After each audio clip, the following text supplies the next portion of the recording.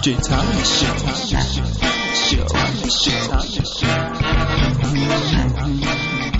Well, it's wild out there. Wild. And let me apologize to you in advance.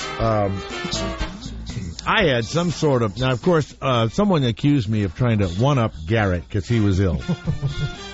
Might have been my wife, Garrett.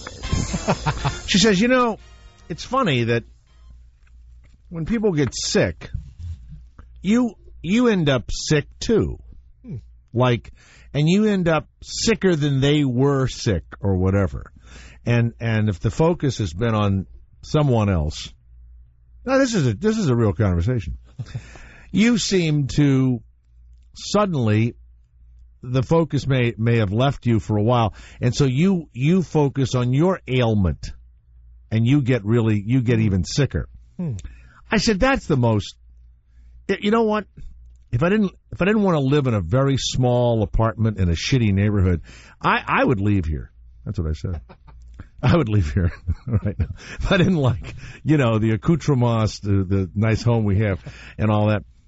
So I get this.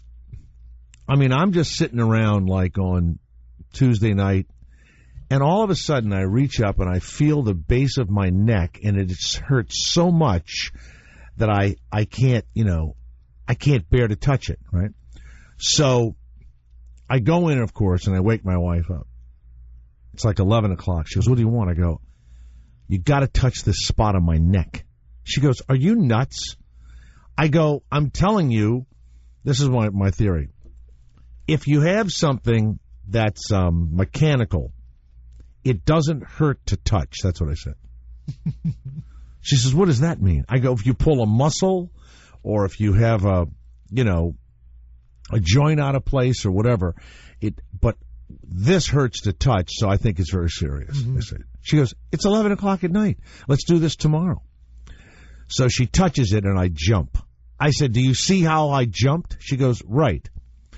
So, of course, I'm up half the night, and I end up going to the doctor, and this lymph node or something is just huge. So I'm completely worried. Now, where is it, right there, like the spine? No. In the front. Oh, okay, that's right where your neck attaches to what's really your first, I know all about it, your first rib. Like your clavicle? Almost your clavicle, the first rib. Okay. There's a bunch of muscles and stuff there called, it sounds like Skittles, but it's like Shickles or something, Sickles, something. And there's a bunch of them. And, of course, I feel in there, and I feel this, this lumpy thing. Well, that's it for me. 6 months to live. See you later. You've been in a hospital. It's amazing how your brain can make the whatever it is so much worse. So my wife says to me, "I want you to know cancer doesn't hurt." She says to me. Meaning that you find a lump or something and there's no pain in it. Now, I don't know if that's true or not. I'm sure people get horrible cancers and it plenty hurts, right? Right? So I'm up all night rubbing this thing and feeling it and everything else, and it's worse and worse. So I go to the doctor, and he examines it, and he looks at it and everything else, and this is what I'm coming up with. I'm not sure because of, what's been happening with the economy. I don't know that we have the best and the brightest becoming doctors anymore. I really don't. And this is some young guy, and I don't really know him, and recommended, and the whole deal. And so I go back to the guy this morning because it's not, I'm not feeling any better, right? He puts his thumb onto the offending spot that I'm telling you is killing me, and he pushes it to try and dislodge whatever the fluids are that are inside of the lymph node. To me, that sounds like something that would be done in Game of Thrones, right? Or on the battlefield of the Civil War or something, right? It doesn't sound like what you would do if you are a real medical person. So it hurt like hell. And then he said, there's a release of whatever the hell it was, right? And it hurts like hell. And so I said, well, you know what? There's a lump there. So the guy says to me, does it hurt? And I said, I know. Cancer doesn't hurt. And he says, who said that? I said, my wife said that. He goes, well, to be honest, in this area, normally it doesn't hurt. The pain's actually a good thing. It means that, the infection or whatever is in this lymph node. Mm-hmm. I said, but have you ever had a case where it did hurt? You said it wasn't cancer, and then the guy dies of cancer. He goes, I'm sure everything has happened, Mr. Thomas. I'm sure everything has happened. I'm getting a CAT scan tomorrow. Now, when you were having your thing, did you not find that it seemed that the medical people are forgetful and a little stumbling around and not as you don't feel as safe with the medical profession as you used to? No. They lost many things of mine, didn't know who I was. Right. Yeah. Weird, huh? I had a huge surgery by the doctor, and I called the doctor's office for follow-up, and they're like, what's your name? Oh, we have nothing on you about this. The day after, I'm like, thanks, And then when I went to the office, I showed up, and they were like, oh, we didn't really need to see you. We just had to schedule an appointment for you. And I went an hour out of my way to go there, and they're just out of it. They are. And they have overworked. So many people. Yeah, that's what I think, too. So many people, they don't know how to handle everyone. Now, my main doctor, who is in Beverly Hills, has like 5,000 patients or whatever, and he charges you $2,000 a year. Do you know about this? And it's called concierge treatment. What does that mean? You pay $2,000, and then when you call, or he'll talk to you. For life? No, a year. Well, that's not worth it at all. Well, it is worth it if you feel as though you need to talk to the doctor and you have stuff. Or it's called, I don't know what it's called, concierge treatment. And he's a good guy, and I like him, but he couldn't talk to everybody who called or whatever. But if you want a return call, or it's almost like you're joining like the Hilton Gold Club, where you get an upgrade to your room or some crap. I don't know. I kind of like the idea. Yeah, but for $2,000, yeah, but you can't always, guarantee it's probably you're going to need it that often unless you are diagnosed with something. If I was diagnosed with cancer, then okay, fine. I'd you know what? Concierge. Look up now. Concierge also can mean like at a hotel when the doctor comes. The worst doctors in the world come to hotels, by the way. I once had. Well, I'm pretty sure I was going to die, and this guy shot me up with cortisone. What I realize now is to make me feel better, so I could get out of the hospital and not die the hotel and not die in the hotel room. I had projectile vomiting. But anyway, if you pay him a couple of grand, so I don't want to do that. I know this guy forever, and I screw you. I know you forever. I don't want to do this. So I could have, gone to see him or called him and all, but it would have taken 3 days for him to return the call or whatever it is. So I go to this young guy, and he literally does something I found to be medieval. He pressed on a thing to get juice to come out of it inside of my body. Now, as far as by the way, my neck's killing me. So I'm looking at it going, he probably spread whatever the horror is to the rest of my body. I'm not kidding. He pressed on it, and I kept saying, now look, it really hurts. And I was barely touching it. I went, ooh, ooh, ooh. He went, where? I go, right here. And he puts a little black mark on my neck with a marker pen. Uh-huh. And I look in the mirror. He goes, right there? And I go, yeah. And then he just presses the shit out of it. I got to kill this guy. Unbelievable. They lost your... Now, look, how are you, Garrett, by the way? I mean, this is weird. You've been in and out of hospitals. What the hell's going on? Well, how are you? Doing better. Still, now I'm... Not right, huh? Are you peeing stones? I am. How does that feel? You don't notice it. It's like Oh, really? sand coming out. But you can feel it coming out? No, you can just see it when you pee through a strainer. You have to carry the strainer everywhere. That means your pee strainer is in the studio right It's now? in the brown bag. You want to see little pieces Can of I? it? Yeah. No, you don't have them in the studio. Yeah. You do. Oh, my God. This is This fabulous. is awesome. Where's my camera? Do you use it to strain your pasta too, Gary? That's right. Same one. Same. Here's another one. You ready for this one? People say, doesn't that hurt your sex life when you're waiting for the stones to come out? No. If you put your penis inside of your girlfriend, the stones will hit her G-spot and make her come even faster. Wow. I didn't know Yeah. that. It's like Fred bedrock. Flintstone. Yeah, exactly. We said the same thing. We said the same thing at the same time. Just like, Fred Flintstone. Let me see. Oh, it looks like one of those cups that you get marinara sauce in. You're Hold now. on. Can you make a necklace out of them? The little things, whatever they're. They look No. like grains of sand. Oh my God! They look like fruit flies. Well, I know that I speak can't probably believe that. for thousands of people. We are all hydrating 24 hours a day because of this. Ew, you dick!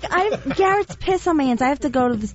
No, there's no piss on your hands. You don't have to leave. There them on. is pee. No, there is there's pee. no pee. I'm going to take a picture of it. There's pee on the console. Well, I don't need a picture of your pee.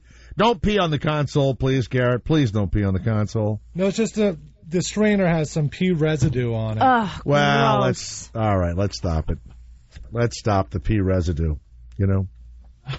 Leave that for Covino and Rich and go, hey, what's this? Are you going to...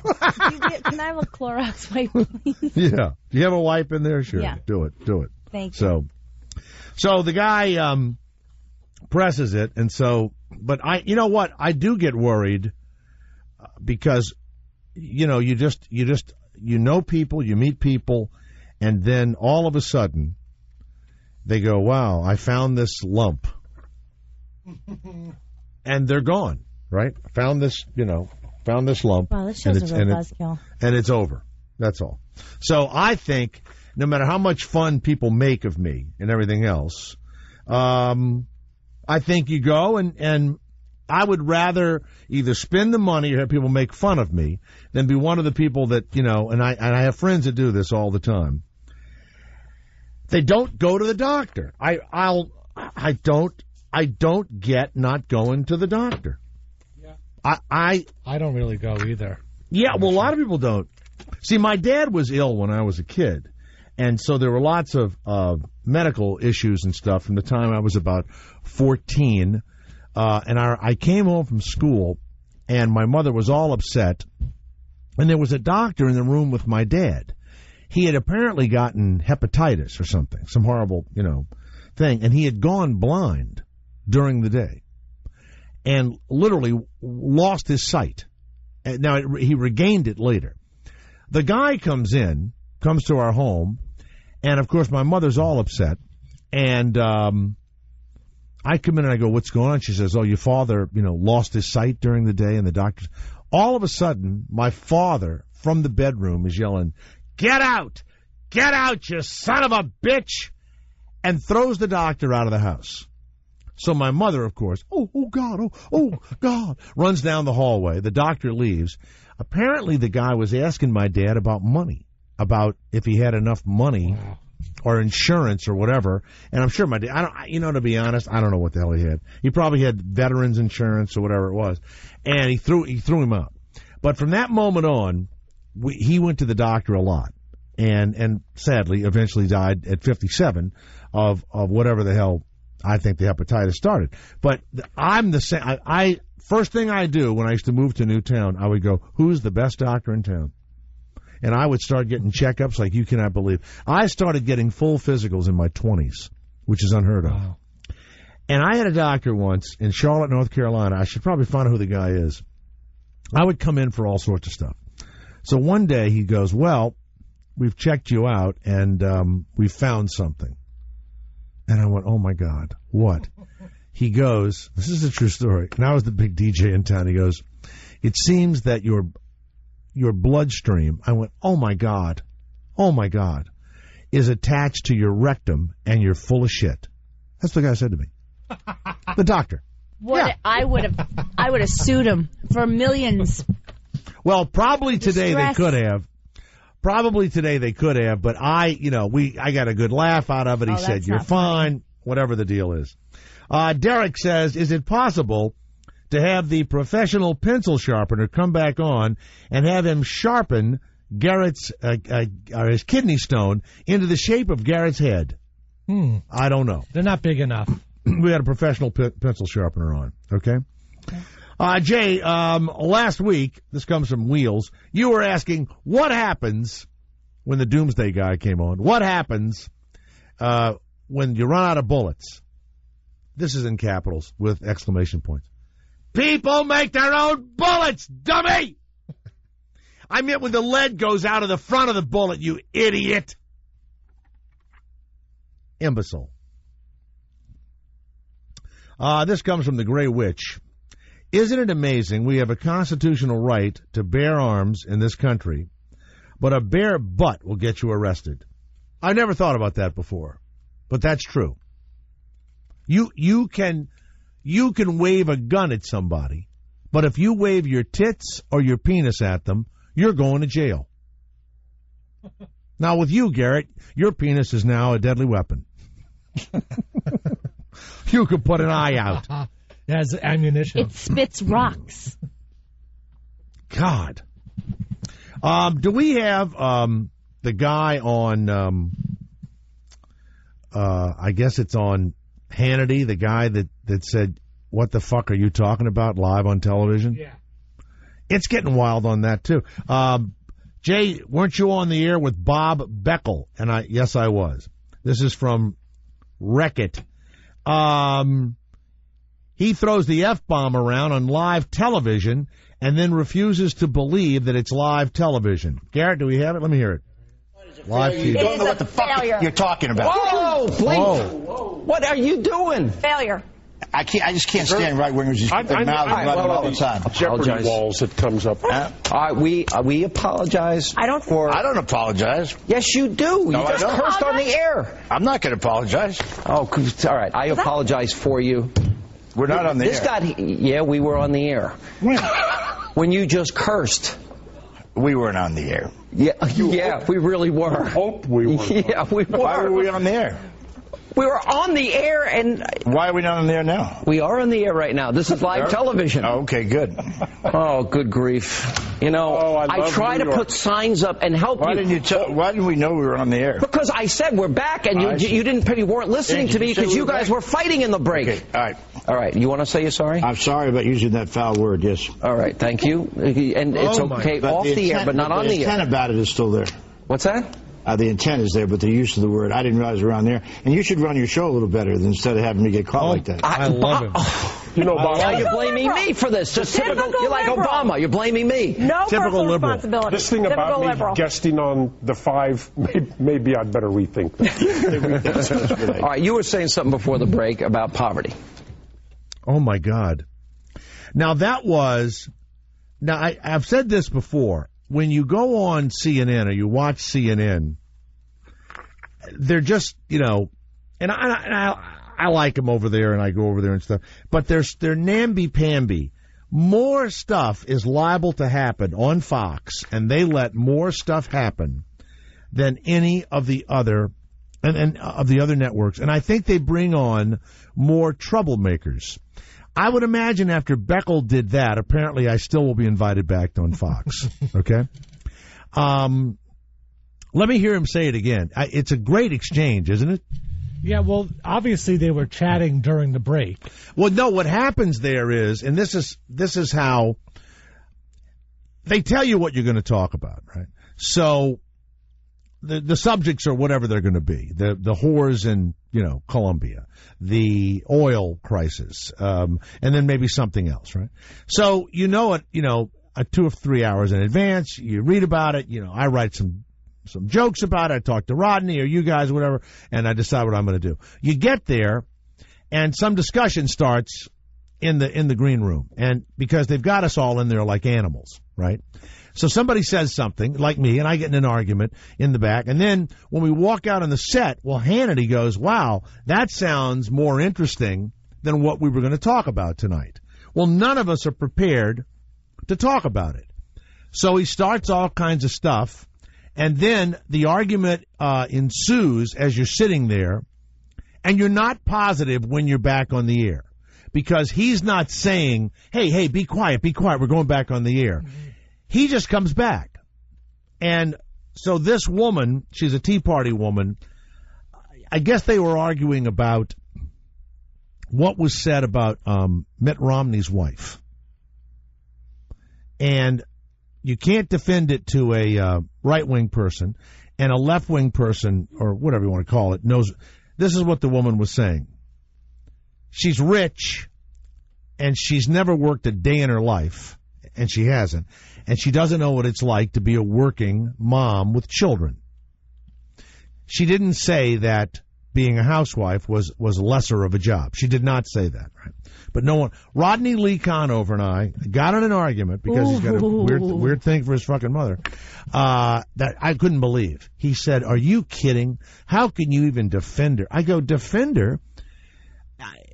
Look, you could actually say that about my wife. You could say that about any number of people's. Now, my wife worked her ass off prior to marrying me and has had jobs since we're married, but the reality is she didn't have to work at a job, maybe have no husband, Probably or a guy. Have a whole lot of nannies. We had all that, absolutely. So you could say my wife didn't really have a job during the time that we've been married. But she at least knows about work prior to that, right? And what she learned, Christina, was marry a guy with money. That's right. But they were promised almost this Mitt Romney thing. Here's what's scary about Mitt Romney. If you read the letters he wrote to his dad, who I think was a tough guy and came from nothing and built himself up to be the president of the American Motors Company, whatever it was, they owned the. I think they made the Studebaker or something. I don't know what they made, but it might have been before Chrysler or something. But anyway, and his dad was a moderate and was a big civil rights guy and became the governor of Michigan. Right. Well, Mitt is this real namby-pamby, square, kind of a good-looking guy, and he marries the woman he dated in high school or whatever, right? So, no, she never worked a day in her life. Now, Mitt Romney, I think, worked really hard and made 20 times more than his dad ever had, maybe more than that. And so, that's fine. Congratulations. He has these 5 creepy sons. It's really... Christine, have you seen the sons? Yes. They're sweater vests. There's something creepy about these kind of older guys that are like, they're almost like a choral group, And so then you've got, as I like to say, you got, Black Jesus in the White House, and he's got the 2 daughters and the wife that, I think is angry as hell, but can't say anything. But if you read Mitt's letters to his dad and all that, he's kind of namby-pamby, but he did really well, right?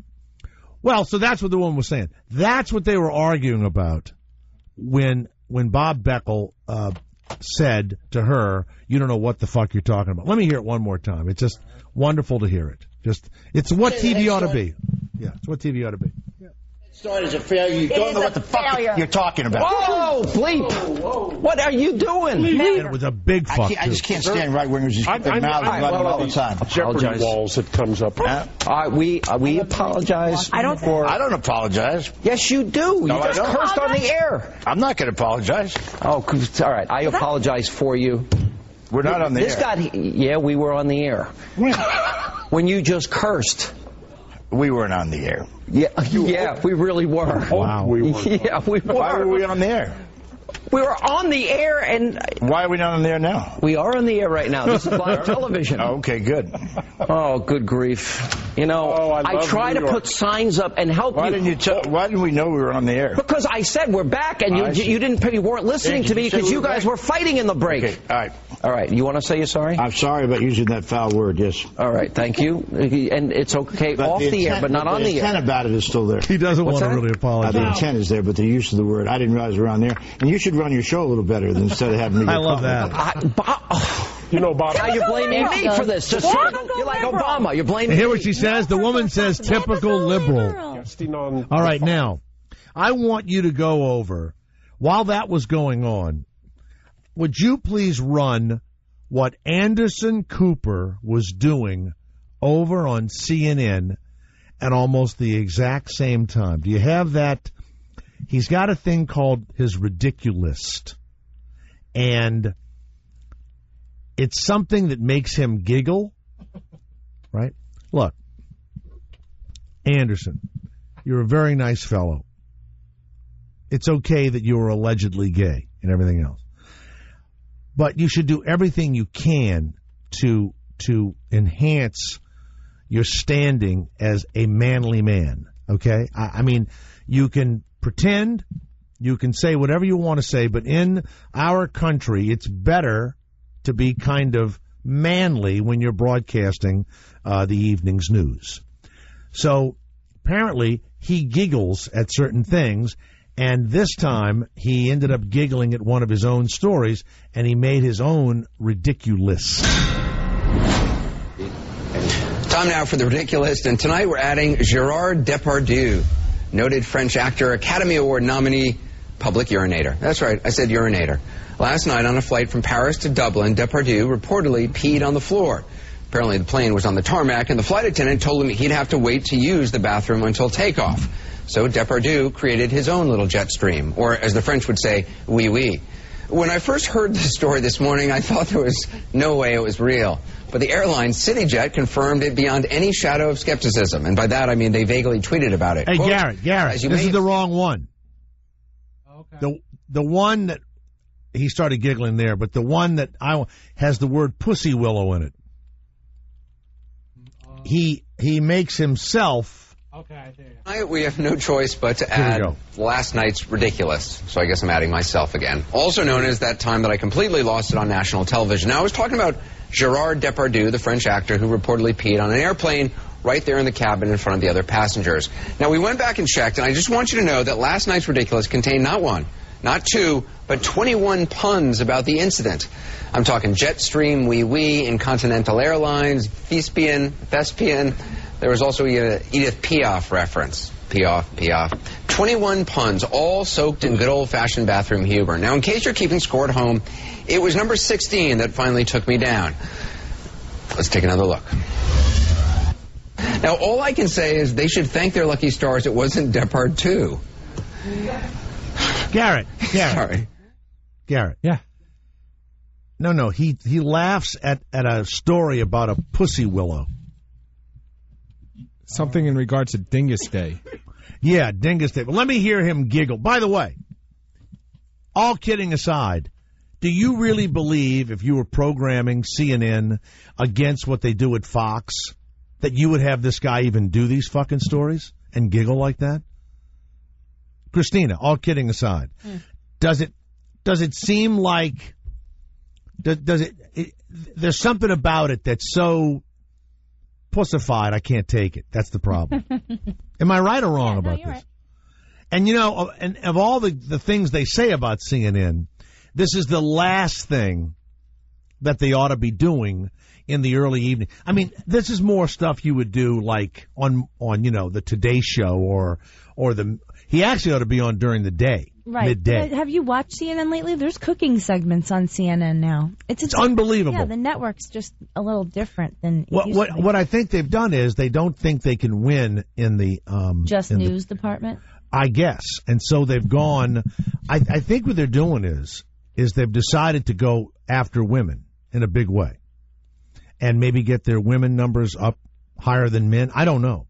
But what's sad is there's all these little ladies on the couch with their skirts and their legs. You don't think it's more catered towards a man?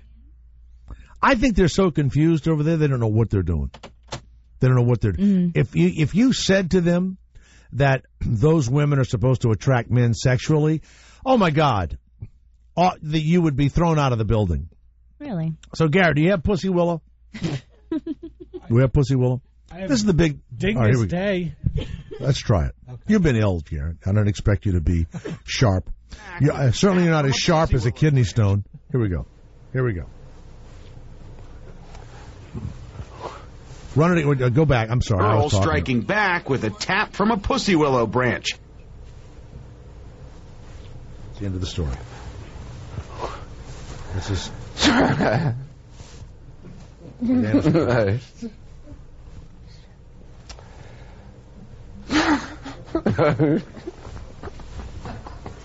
I'm not going to let you do this on this. All right.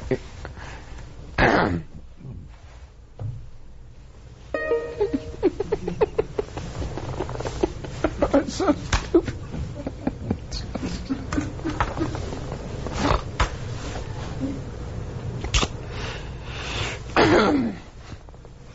It's really so stupid.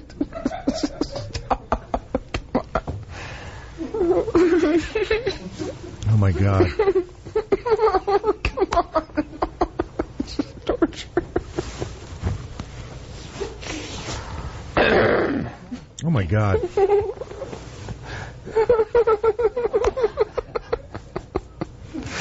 Just gotta let it out. Just gotta let it out.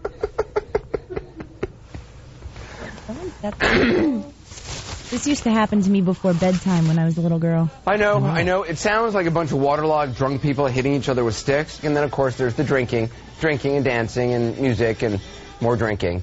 There's really ain't no party like a Dingus Day party, because a Dingus Day party is the most random excuse to drink there is. Hey, if nothing else next year, you have a new excuse to drink if you can't hold out until Cinco de Mayo. You're welcome. And to the good citizens of Buffalo wringing out their clothes and tending to their beer and kielbasa hangover and Pussy Willow welts today, happy belated Dingus Day. Now, Garrett, is there some way you can pull that laugh off and use it as a drop when we need a laugh? Yeah, I think so. Yeah, thanks. Okay. But to me, that's no way to win, a rating in the evening. That's just weird. Now, I mean, did it make you laugh that he was giggling? Am I, and the clearing of his throat, it just sounded fake to me, He was really dying, like, looking at it, but... He was laughing. Yeah. But, you know what? It's not really the most manly laugh, you know what I'm saying? To be honest, after you say... It would be more manly, I'm gonna throw myself in here, okay? Pussy Willow, right? I would go like this. You ready? Pussy Willow. Kind of a manly thing, like that. I'd repeat Pussy Willow a couple of times, so you got the joke. He just sat there. He didn't even make a sound for the first 10 seconds. I know, it's girl giggling. Yeah, it's quiet girl giggling. Yeah. So when I'm watching TV and I hear Bob Beckel go, you don't know what the fuck you're talking about. And then you tune over to Anderson Cooper and he's giggling about Pussy Willow. It's not hard to see why the numbers are the way they are. It just isn't.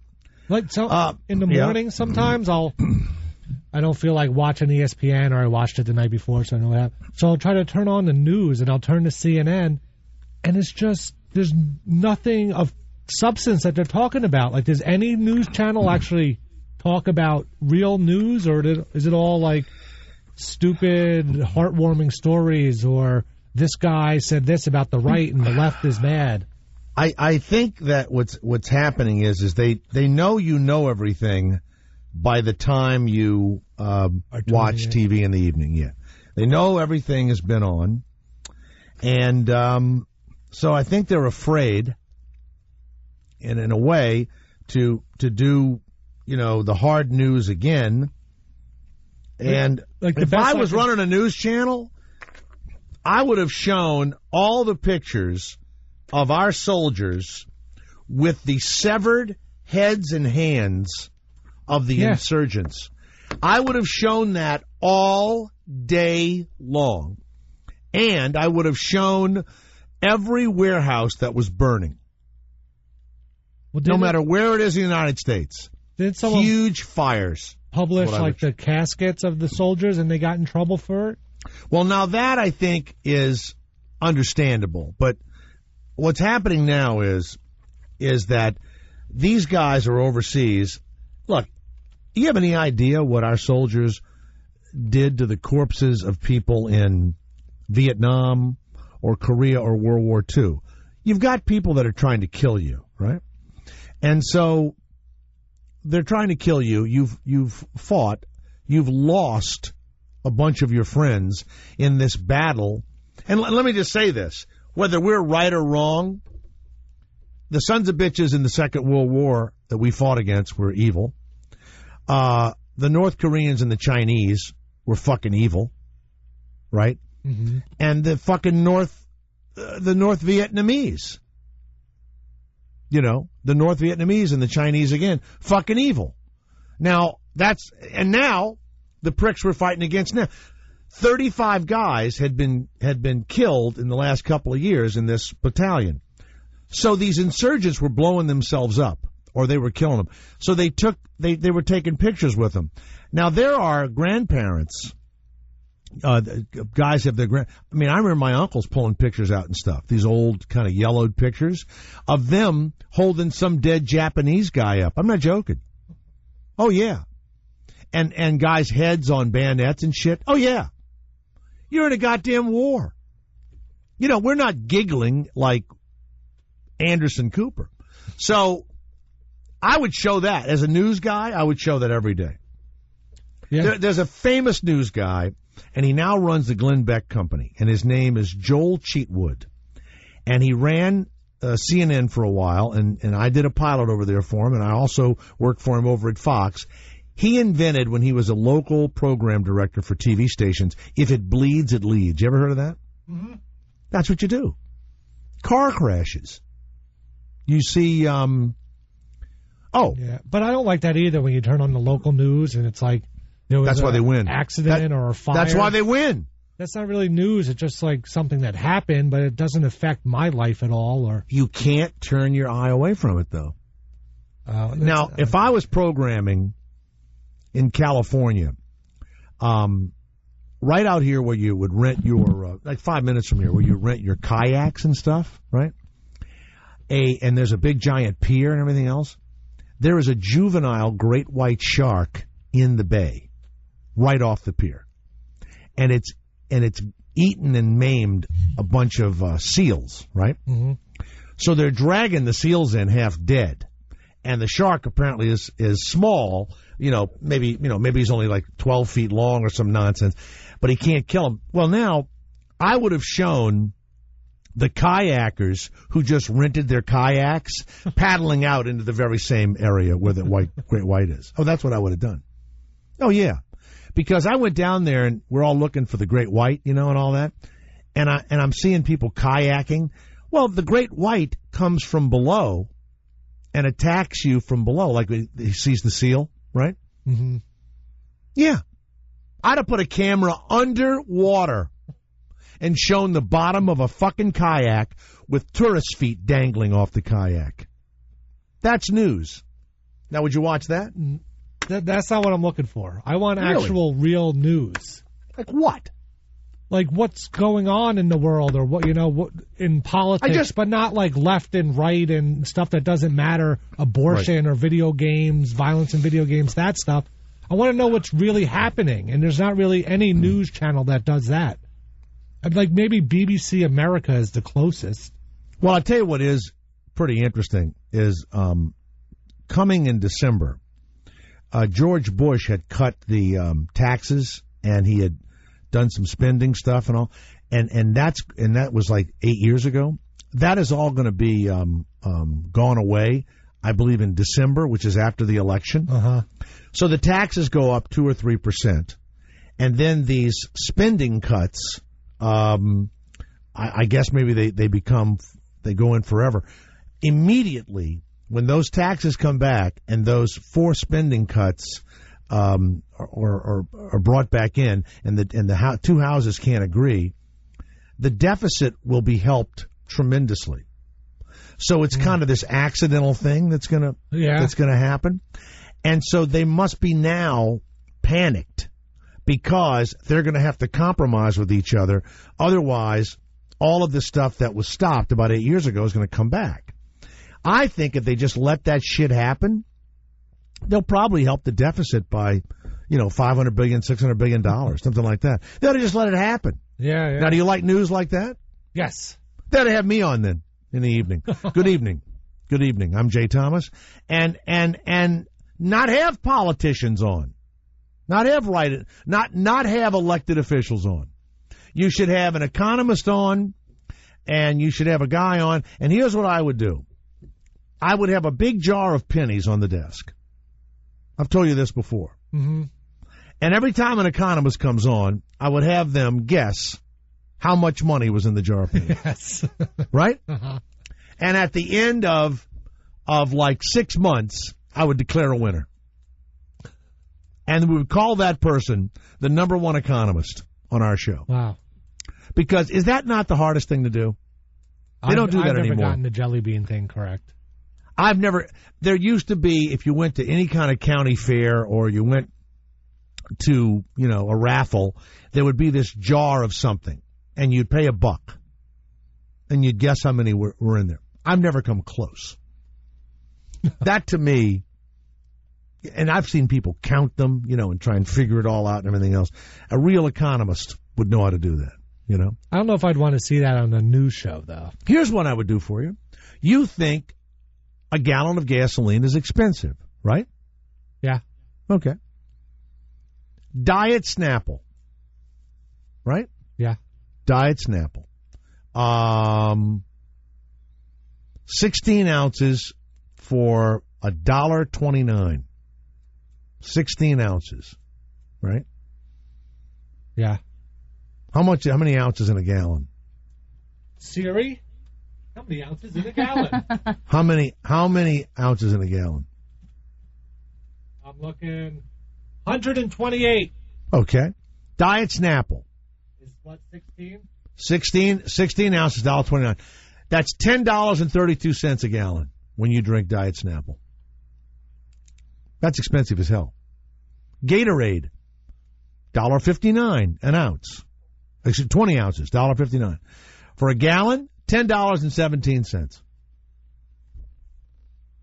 Ocean Spray, 16 ounces, $1.25.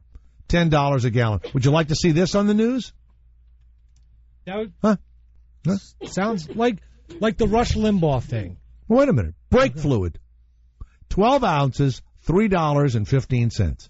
That's $33.60 a gallon. You ready for this one? Mm-hmm. You ready? Scope, 1.5 ounces for $1. That's $85 a gallon. Pepto-Bismol, 4 ounces for $4, $124 a gallon. And finally, Vicks NyQuil, 6 ounces for $8.35, $178.13 a gallon. That's real news. We'll be right back.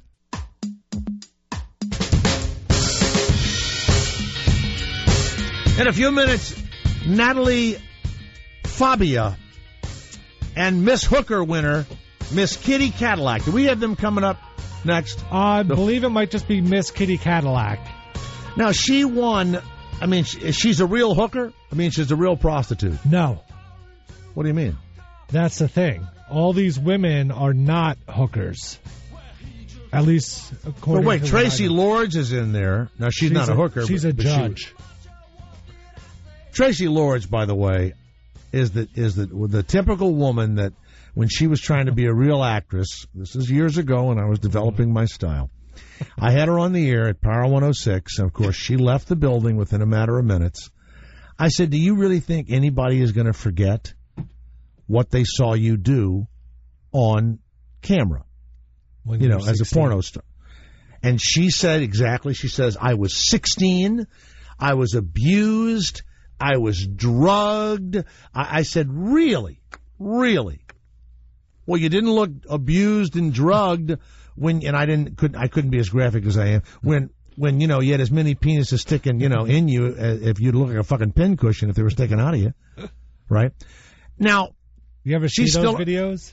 Oh yeah, no, she was a huge porno star, huge. So you've seen child porn.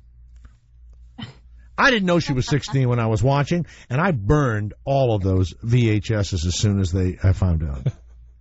And acid washed his eyes. So, she's Miss Hooker, but she's not really a hooker? Yes, it was hard to find a lot of info on this, but I believe all these women are regular professional women, and they just dress up like hookers to try to win the contest. That's ridiculous. I thought they were real hookers. I don't think so. So they had a contest where would they do things like hookers? Would they? I guess they dressed up like hookers, and they had a talent show. One girl ate a hot dog. What? I can do all of that. Another one read a book on stage. The picture I'm looking at, every one of these girls looks to be whiter than white. Well, and one's tattooed. No, when I mean whiter than white, first of all, I found this contest to be very discriminatory. Was one pregnant? And yes, it looks like that too. And I defy you to go down to wherever town you're in, or to go to any lot where our many truck drivers go, and tell me that you're going to see all white hookers. You're going to see Hispanic, Chinese, black, and toothless whites. That's what you're going to see. So now, Garrett, and by the way, I okayed this, but I thought that it was a real thing, that the women were prostitutes and they were trying to, so they're not. I'm tempted to cancel. I really am. Well, the winner, she at least acted like a prostitute and worked a stripper pole and set her boobs on fire. Oh, she did? Yeah, so I think is she the one with tattoos? I'm not sure. I think so. Probably. Yeah, she's got some. Then later on, we're going to have a man that's a little nervous about coming on, and he wanted you to talk to him, Garrett. Bill Tonneson. Yes. He has built a statue of a naked. He's calling it a naked baby, but it's a naked woman. It's an obese naked lady. Mm-hmm. He placed it outside of his home in Tempe, Arizona, and people saying this is an offending piece of art, and it must be taken down. And they're calling it obscene, and it stands in full view of a church and a preschool, and it's just a piece of art of an obese woman on a swing, right? Kind of on a swing, or sitting there, or something like that. There's like something over her head. Okay, all right. Let's go to Jay of New Jersey. Hi, Jay. It's Jay Thomas. Yes, sir. Go ahead. Jay? Yeah. No, I just was calling because it's the reason that Fox and Sean Hannity, it's such calculated bullshit propaganda that they get their liberal voices, Bob Beckel, who ran Walter Mondale's campaign that lost 49 states. That's right. So they get their liberal voice, the guy that speaks up for the liberal half of America is the biggest idiot that they can find. Well, they also use me, and I'm not kidding. I like going on there, but I don't know that I even have all the friggin' facts. Well, I think that they invite you because you're entertaining, because you're a funny guy, I guess. Here's why Beckel. Here's why Beckel is liked. This is why he's liked. Beckel was apparently an alcoholic at one time, and he has stopped drinking, and he became a born-again Christian. So what they like about him is that he's this Democrat who's a born-again Christian, as if that makes him closer to their policies, I guess. I don't know. But you're right. And I think that Sean knows exactly what he's doing. The other night, I'm sure they got in trouble. I think the FCC will probably say something to them, right? Well, it's on cable. You could curse. You can? Yeah, you could curse on cable. They just don't like it because advertisers. Right. So they apologized, and the liberal guy did it, so it won't hurt him. But sure, it's great for him. By the way, for those of you that buy this Avion water, 9 ounces for $1.49, that's $21 per gallon for water. Okay? Now, I could kind of blow a little hole in this price thing. What do you mean? What do you mean? Like a gallon of gasoline's $4.50 or whatever? Yeah. What are you saying? Saying? You're saying, like, if you buy a little bottle of Snapple, then if you ratio it out to a gallon, it's blah, blah, blah. But if you bought a half-gallon jug of Snapple, it's not going to cost that much. They sell bigger portions of Snapple. No, what I'm saying is that we eat and drink stuff that is not necessary for our lives that cost anywhere from $10 to $180 a friggin' gallon. I see. And not then necessary. I got you. And then you complain about the price. Yeah. By the way, Avion spelled backwards, and this is the joke that the French pulled on us, is naive. Did you know that? Yeah. And naive means just exactly what in French we say. It means they don't know anything or they're young. It means fucking stupid. When you say naive, American in France. What's that? It means American in France. Yeah, thank you very much, Jay in New Jersey. You know what, Jay? I don't like it when the fucking caller's funnier and quicker than I am. I don't like it. I apologize, Jay. Well, there you go. I accept your apology. You probably didn't even know we're on the air. So, all right. Thank you, Jay. Thank you, Jay, very much. Also, here's a trick that people try. Did you see the guy that tried to sell silver by sending me an email, Garrett? Yes. Yeah. I'm not going to announce that you sell silver, you fucking idiot. Real fine looker, $8 hooker, all night cooker, a happy hooker with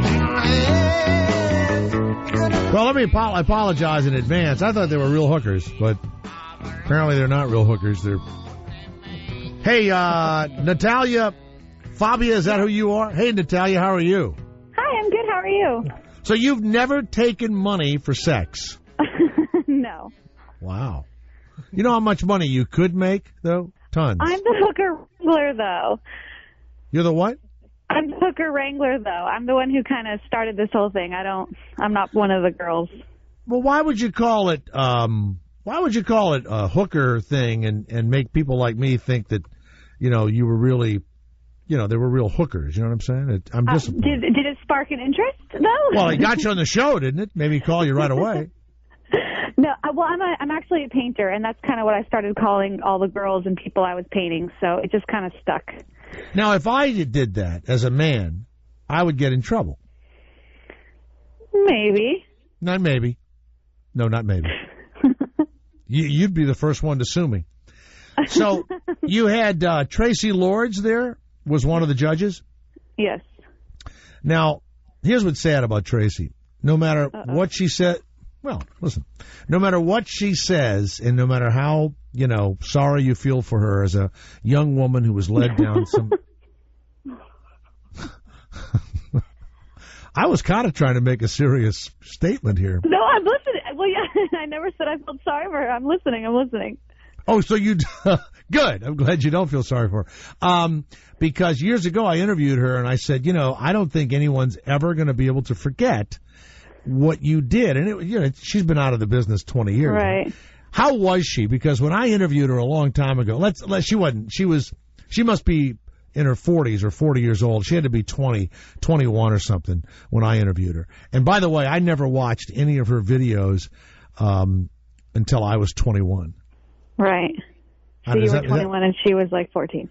Yeah, she had to be 14. And she said she was forced into it. What was she like to be the judge of this thing? She was a doll. I mean, wow. She was so sweet.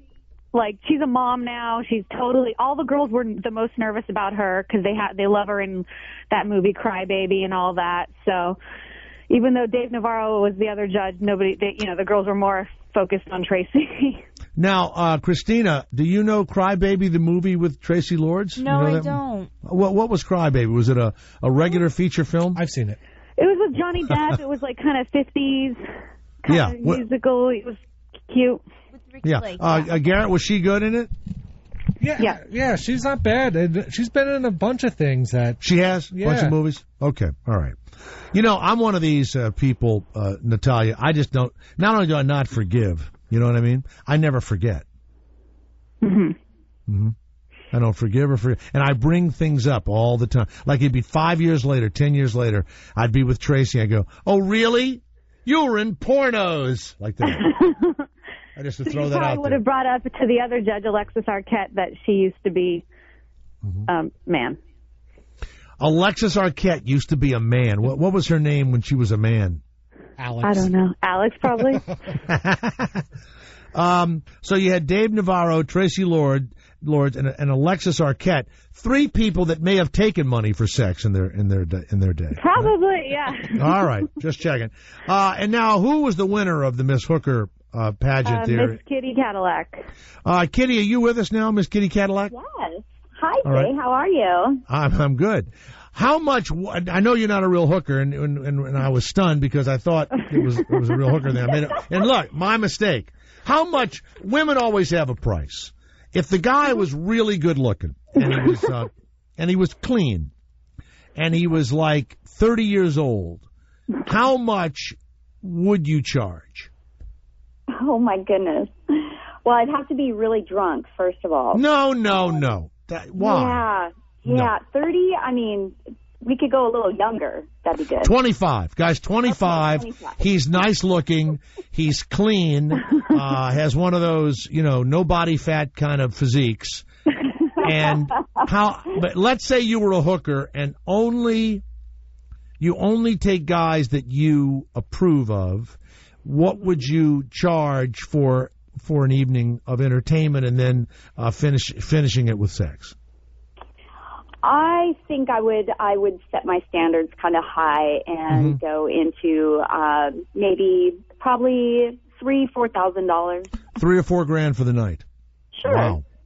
Okay. All right. Especially if he's attractive and there's chemistry if we're into it. A little something for him, a little something for me. It is amazing though that there are women that are gorgeous and that they're in pornos and that they're hookers and everything else, and then you meet women that are attractive and smart and everything else, and there is a gulf there that Miss Kitty, you're pretending to be a hooker.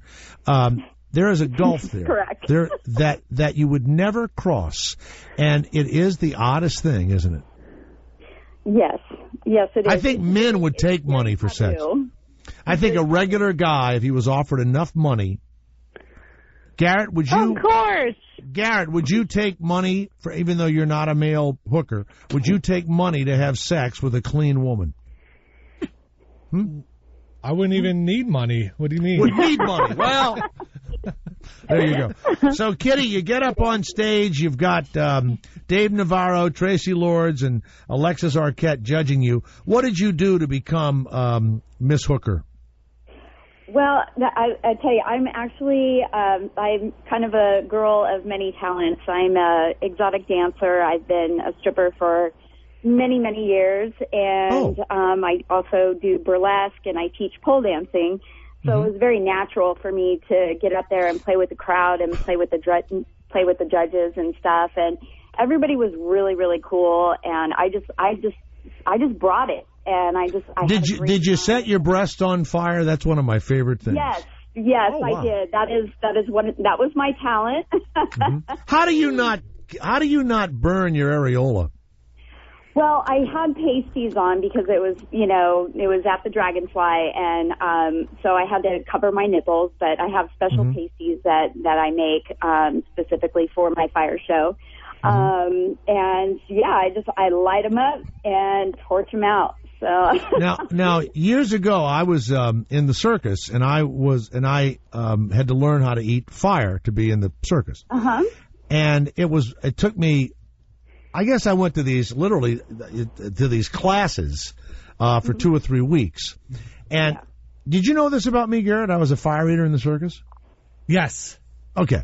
And I also laid on a bed of nails, and they stacked. You did other things too. Yeah. They stacked concrete blocks on my chest, and a big giant strong man hit the concrete blocks with a sledgehammer. And crushed. I know, that's what I did in the circus, right? So as a fire eater, by the way, you don't use gasoline. You use when you blow the fire, you use gasoline. But when you eat the fire, you use kerosene because it's not explosive, right? But I had to blow.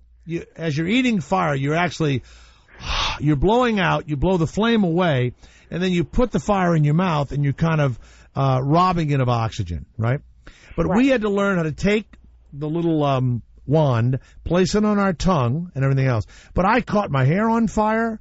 I burned my lips. I mean, I had a big thing. When you first started catching your tits on fire, did you? Did you? Not that you have any hair there, but did you catch anything on fire? I mean, how do you just learn that?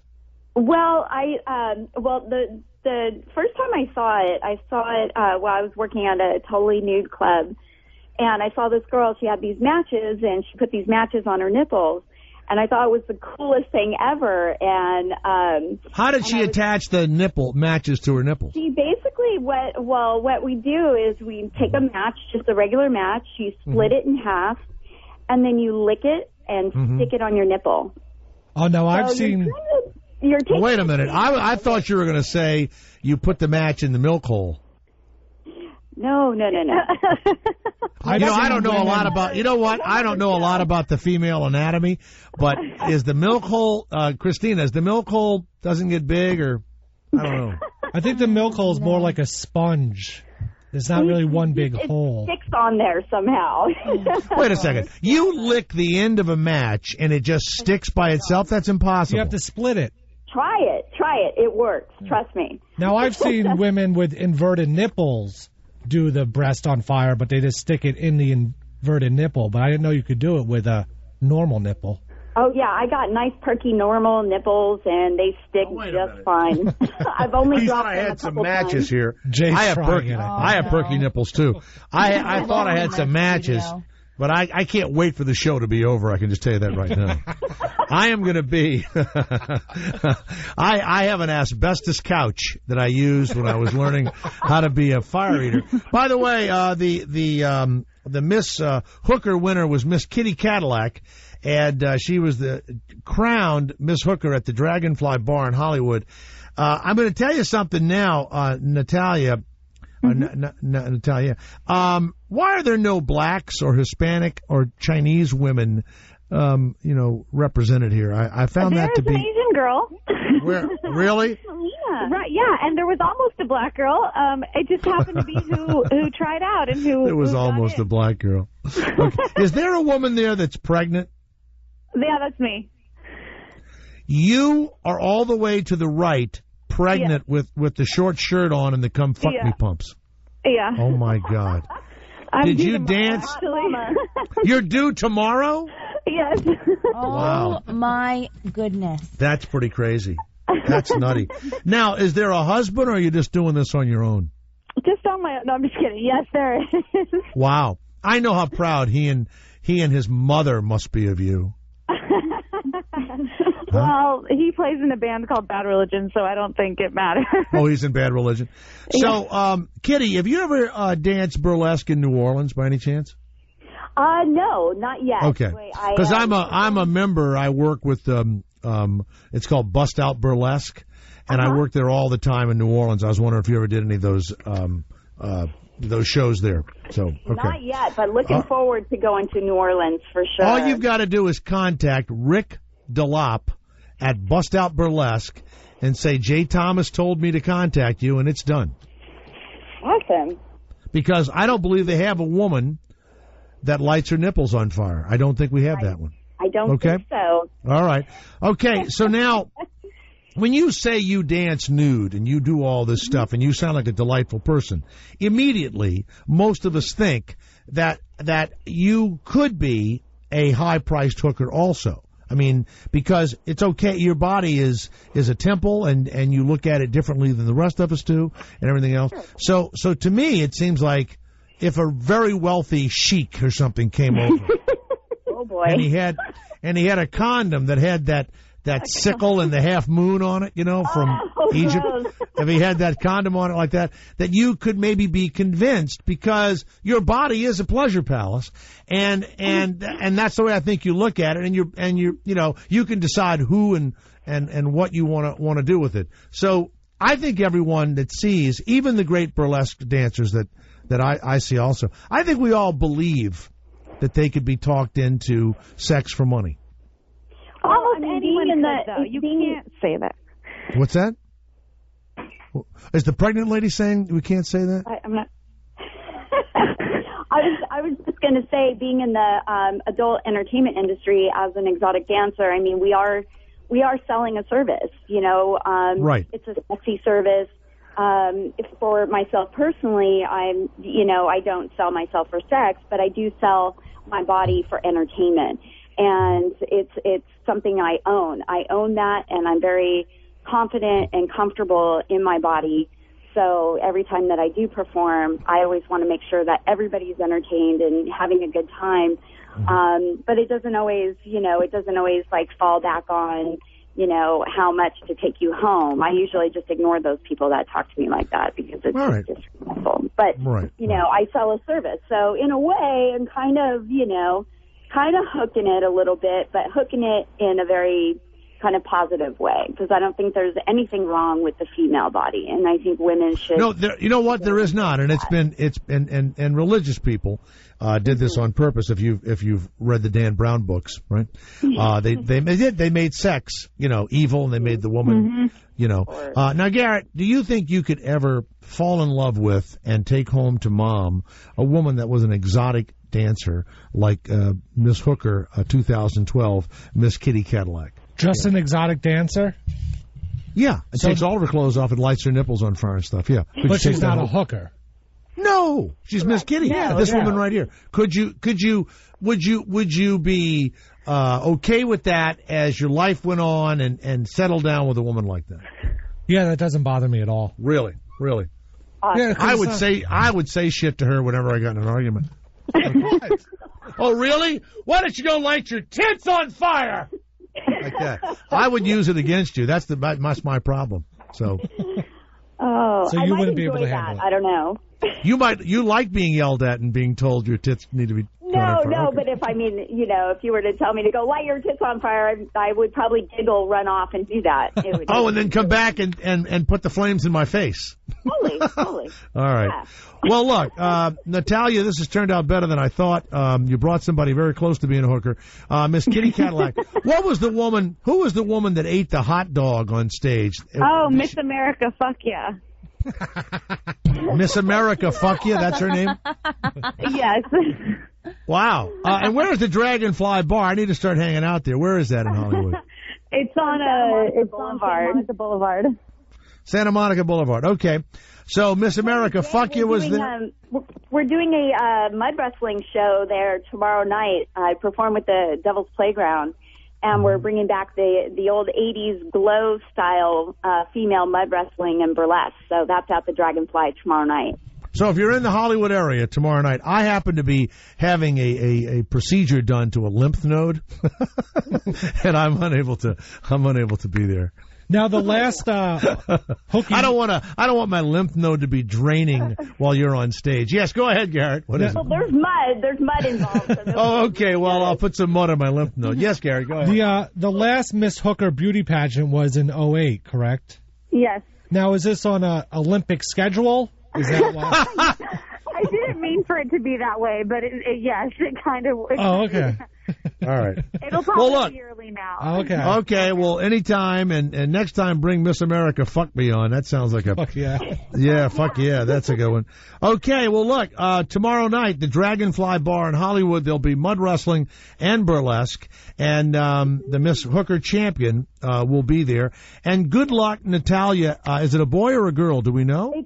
No, I don't know yet. Wow. And really, you're going to be in the... Are they going to... what do they do when they jump on your stomach and force the kid out, or is it going to be natural? No, I'm not being induced. So it could happen tonight, tomorrow, next week, whenever. How do you feel? You sound fine. Are you freaking out? Great. No. Wow. Yeah. Your first kid? Yep. Wow. Congratulations.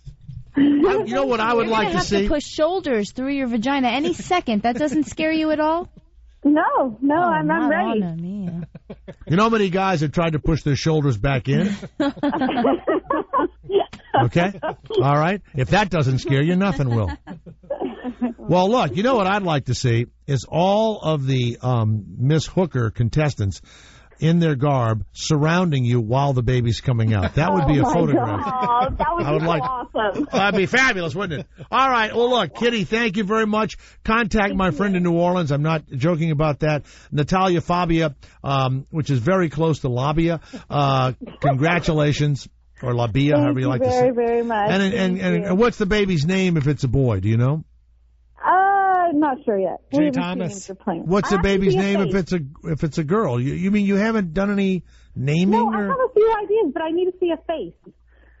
Isn't it bad luck to say the name before it's born? Or no? My kids are already enrolled. I don't want to say it. My kids were enrolled in college when they were like, just 9 weeks in the womb. You want to see that? Can I be honest with you? The faces are not going to tell you anything.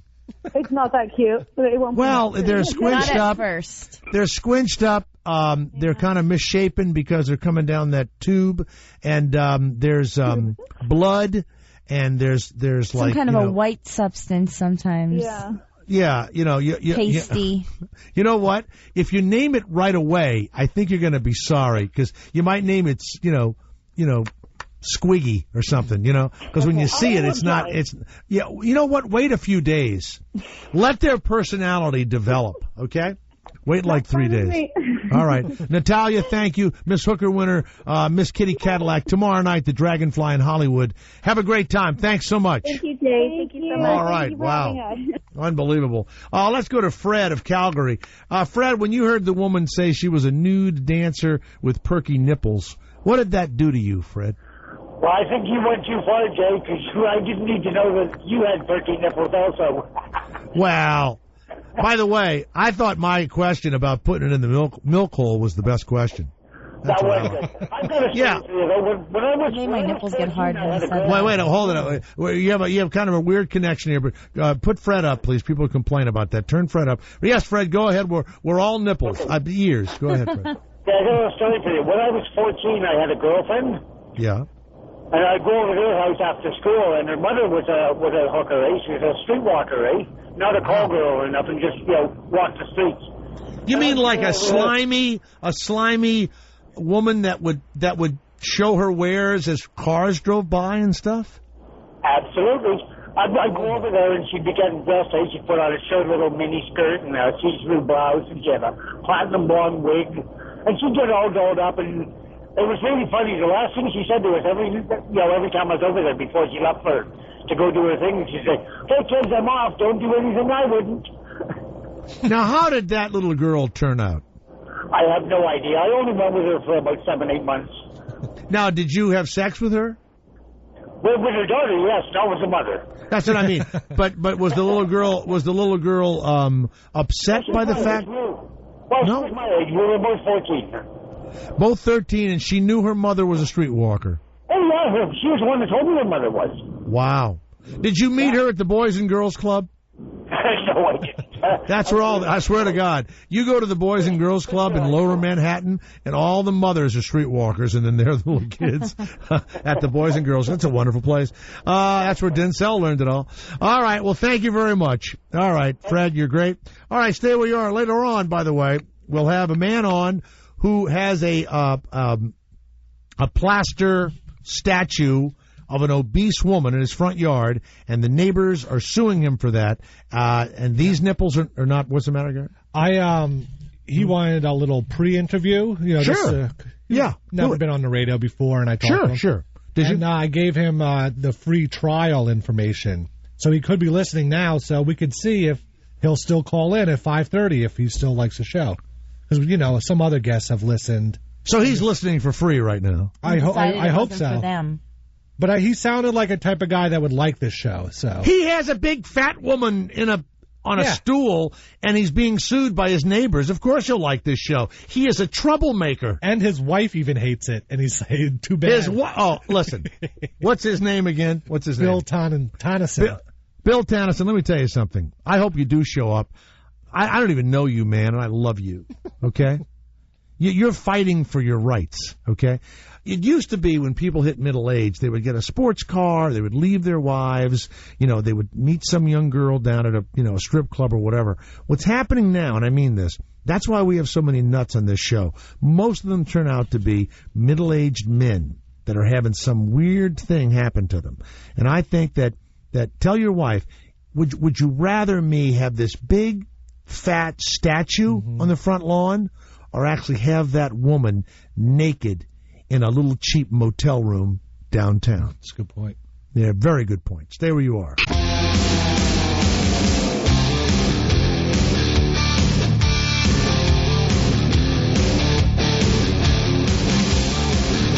We get a lot of emails. You can contact me pretty easily at jthomasshow@gmail.com. Christina pretty much handles the Facebook page. How's that going? It's going. You've Going recently added about 41 new friends. Wow. Okay, good. Now, we need to put on jthomas.com. You put likes or something, don't you? And it goes over to the Facebook, right? Is that it? I don't even know if we... You have to make a fan page. Is your page... I don't think your page is a fan page. No, it's not. Yeah. So I have to make jthomas.com a fan page. On Facebook, you make a J. Thomas fan page, and then I think you could put a like on your website, and then if people click it, they become a fan of you. Well, okay. Yeah, that's good. I can do that. I'll tell you what's really strange. When I did not the Fox show, it was the CNN show, which is so strange because not a lot of right-wing people are watching this show. So I go on there a couple of months back when I was in New York, and this guy, whatever his name is, Pollock, was on there. And it was right after Breitbart had dropped dead. And the guy comes on, and it was about, here's what's funny. I've forgotten the controversy. It was something to do with here's the weird thing. I don't remember what the conversation was. But on Breitbart.com, there is this whole page with hundreds of people vilifying me, and the headline that says, left-wing talk show host Jay Thomas, racist comments, racist rant. It's unbelievable. And there's some purported email from me to some person named Morgenstein. I swear to God. And then at the bottom of it, it has something to do with that I'm a racist also. It's unbelievable. And it all comes from people who go on that site who didn't even watch the show. Yeah. What the hell was I don't remember what the discussion was that I said to the guy, look, white guy to white guy, why are you so scared of black people? That's what I said to him, right? And his wife was black, right, or something? And they kept saying she's an African-American. She's not. She's from South Africa. Whole different group of individuals. Whole different, okay? And certainly has nothing to do with the African-American experience. But what were we arguing about? What was the guy there? Oh, the professor from Harvard who Barack Obama hugged, and then he gave a speech. That was it. And the guy does some racial, what do you call it? Gosh, critical race theory, right?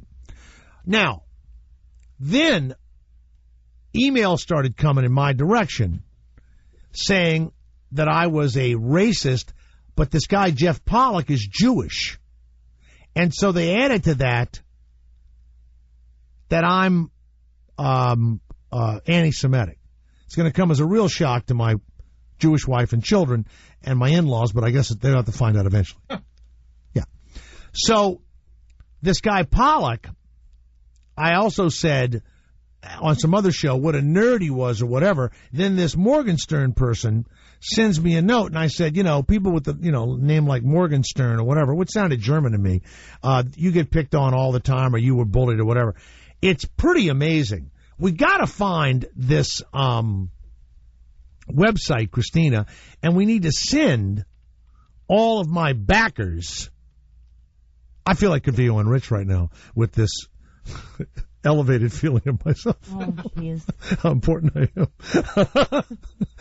We need to send all of my backers, all of my, my army. We need to send them to this website. I think if you go on Breitbart.com, I think there's a headline there about me being a racist and calling for me to be fired and stuff. I swear to God.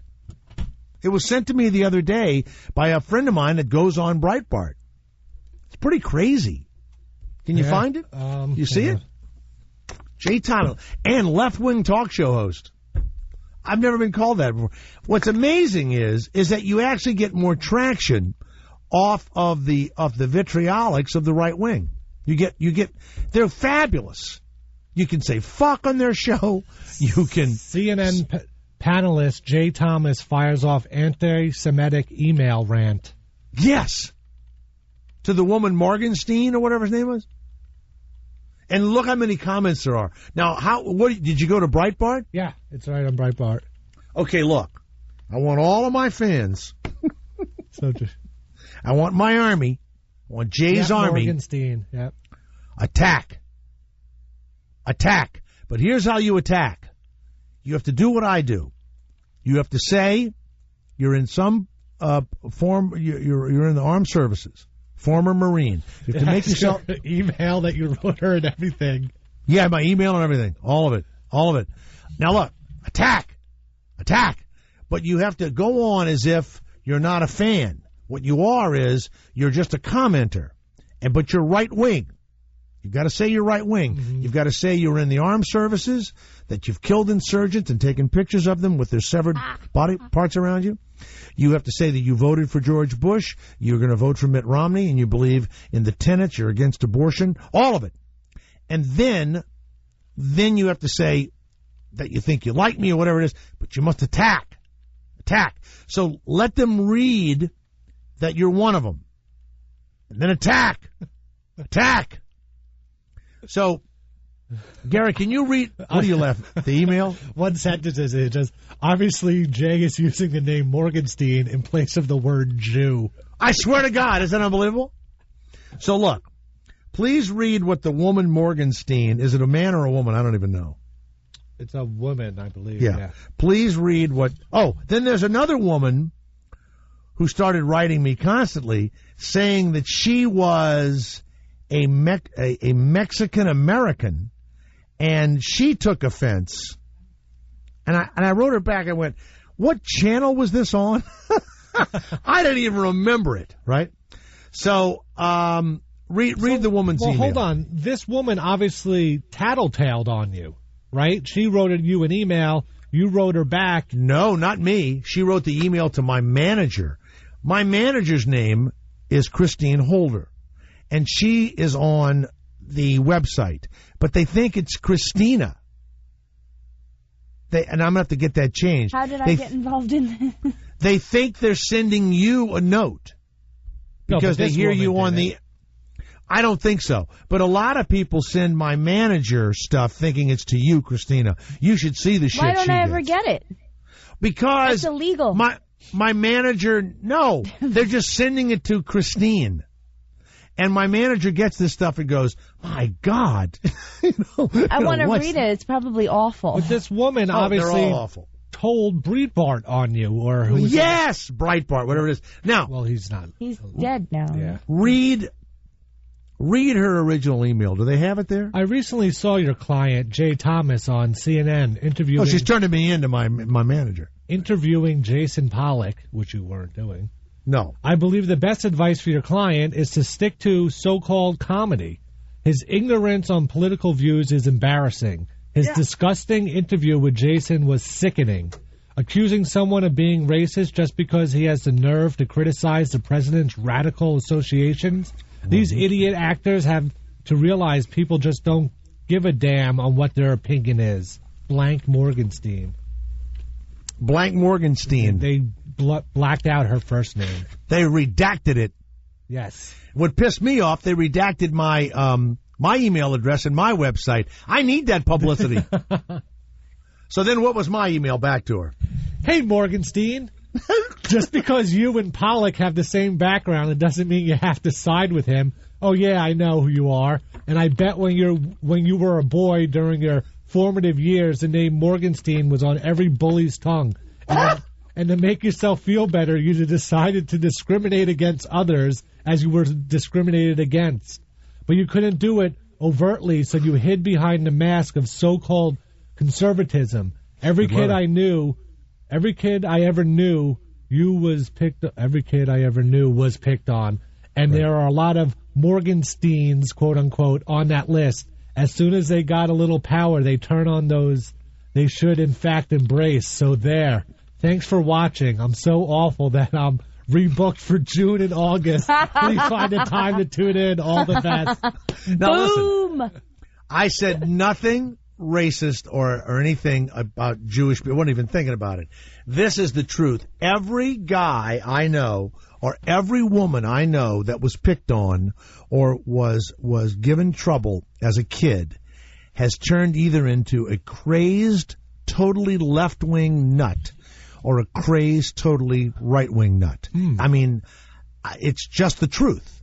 I mean, and that's what I was saying to her. Now read the comments.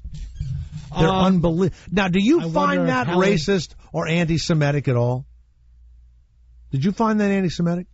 No. And I really mean this. I was just using it that Morgenstein is a funny name. It would be like so your last Charlie name. Sheen, but you saw how that worked out. How about this? How about your last name is Goldberg? No.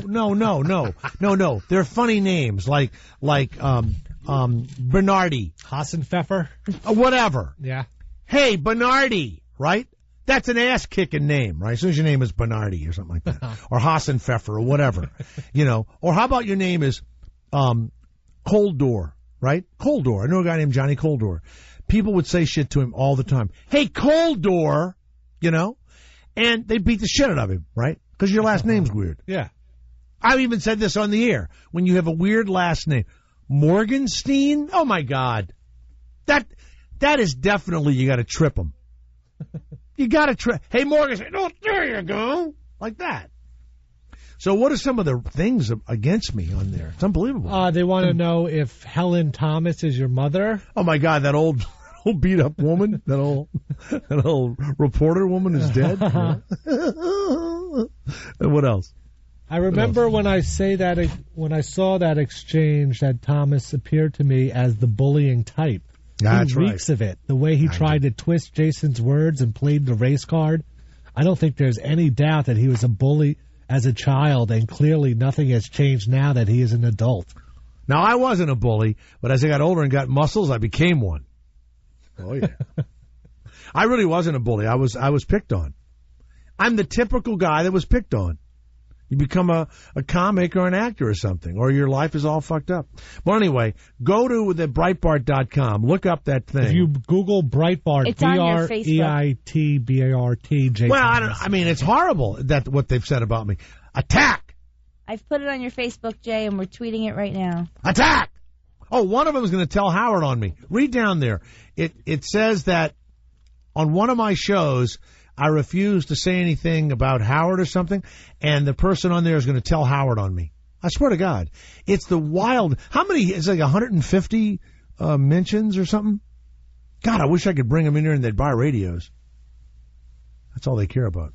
But that's wild, isn't it? Yeah, that's 170 comments. That's from like a couple of months ago. It's unbelievable. It's still happening. Weird. I just got this from a guy named, now look, this guy's name is Silky Vine. That's what this guy's name is. Silky Vine. I'd pick on you in a minute. Why are you so gutless, you punk? At least Mel Gibson had the courage to come out of the closet. Wow.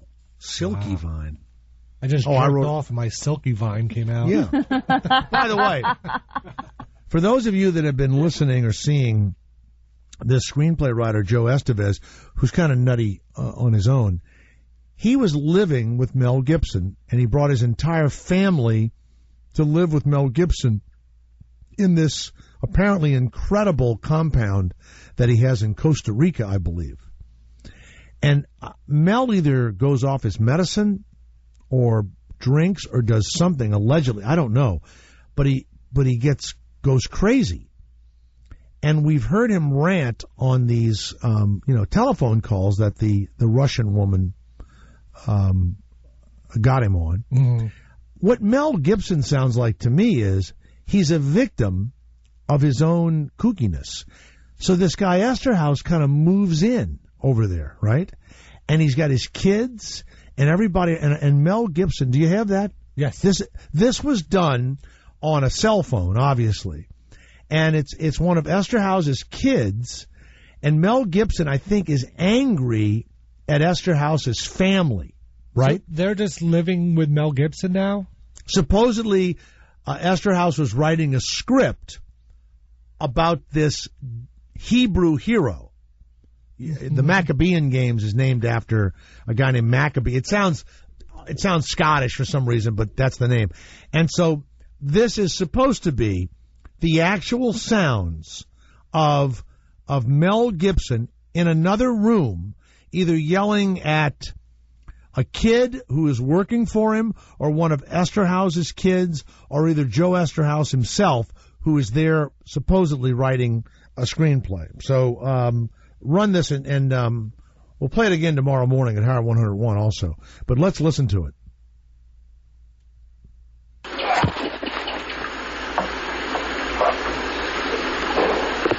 Why do I have a first draft of the magazine? Oh, my God. What the fuck have you been doing? Freedom! It's pretty crazy, though. Yeah, there's some lulls in that, but here comes another guy.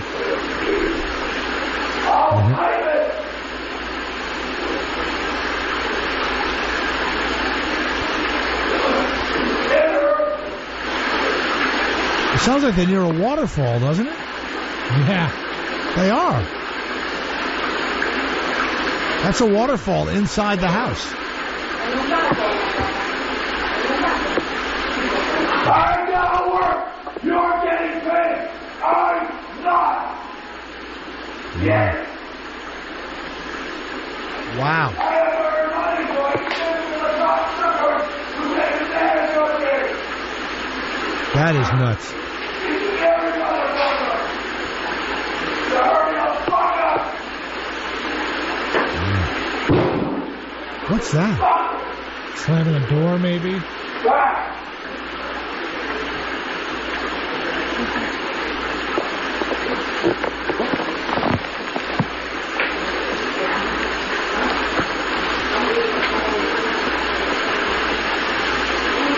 Waterfall sounds really Who nice. wants to eat?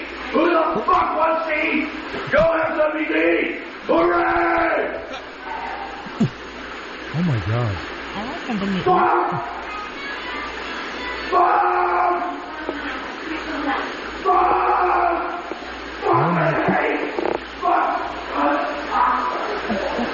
Oh, my God. That is... Winning. And then it's pretty much waterfall for the rest. Now, the only thing I heard was, who wants to eat? So maybe, who wants to go to bed? I'll read you a bedtime story. Maybe he just talks loud. You think he was yelling because it's noisy in the house, you think? Yeah, yeah. Who wants some dessert? I know. My mom would always be like, Chris, dinner. Yeah, see? So you just believe that was his normal conversational tone? Yeah, and that All right, slam well, was just the cupboard shutting, checking what ice cream flavors he had. Well, there you go. Now that you did it that way. Now, do they say what he was yelling about? Is that out yet? You can hear, there is one point where you can hear him saying, "You work for me, and you will do what I say," or something. That's what I gleaned from it. Now, it was edited down to where it would go right to what he was saying. And so, did you see the same screen I saw where the edit marks were? Yes, yeah. Okay. But we know that that's what he sounds like allegedly, we have no idea, from those phone calls that the Russian woman released a long time ago. What's sad about Mel Gibson is, besides being kind of kooky sounding, what's sad about it is he sounds like he's used by people also. Like this Joe Esterhaus guy hasn't written anything in quite a while. The next thing you know, he goes into harm's way. It turns out exactly like many people would have thought it was going to turn out, perhaps. And then he moves away with his family and starts saying Mel Gibson's nuts, right? Yeah. And playing videos and stuff, or audio of the video. So to me, maybe I would have done that, and I would have come back and said, wow, man, that was a crazy experience. I would never in a million years, I can't imagine, out of all the things that have been done in front of me or around me on a television set or on a movie set, or I would never have played anything for anybody. Yeah, outed someone. Yeah. No, never. Especially if they let you live in their house with your kids and stuff, and then you and you know out. He's a guy that when he gets under pressure, seemingly explodes. Seemingly. Yeah, yeah. And if he's still perhaps drinking or whatever, and this is all alleged, we have no idea if that's even Mel Gibson's voice. But this is what this guy Joe Esterhaus is also allegedly, releasing. I hate to keep saying it like that, but that's really all you got. So, you feel sorry for this guy Mel Gibson, and many of you have to realize this: when you're a parent and you say things and you make huge actions, it's going to affect your kids. It's like these kids that are gunned down with their parents in these right-wing compounds, that there's a guy now not paying taxes or something.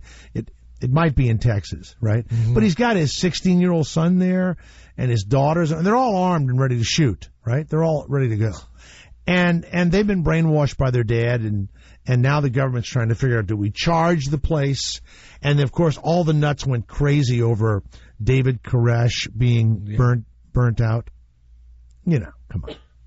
Was that at Waco, or was that? Yeah. Okay. Yeah. Then in Colorado, there was a guy and his son and the wife had a baby in her arms, and the FBI started, Oh, God, yeah, I remember that. Killing them. Who were the Branch Davidians? Were they? That's David Koresh. That was? Okay. Once when I was on David Letterman, I guess Drew Barrymore had been on there, and she pulled her shirt up. You were on that show? Maybe a few nights later. Oh, wow. And showed her tits to David Letterman, right? Yep.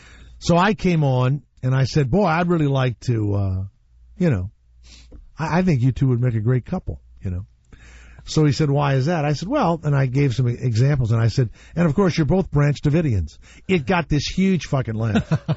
Just because the term is so funny. So topical. Yeah, so silly. Yeah. You're both the same religion, Branch Davidians. Yeah.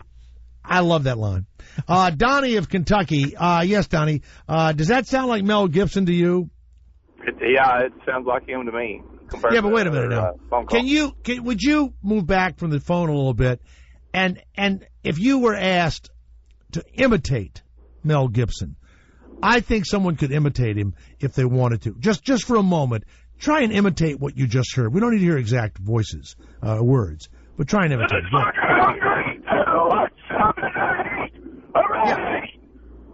Yeah, sounds just like it. Mel Gibson, yeah. Sounds like Mel Gibson. From Detroit. It's Donnie from Kentucky. So Donnie, can you hear? You read a transcript. Who wrote the transcript? Is my question. It was on some kind of website I was on. It's on Warped, is what it was, and they said that this Esvos guy had put it out, and he said what set him off was he was staring at a picture of himself with his newborn daughter, with the lady he had divorced. Right. And he said, "Why am I so fucking ugly? This whore is taking all my looks.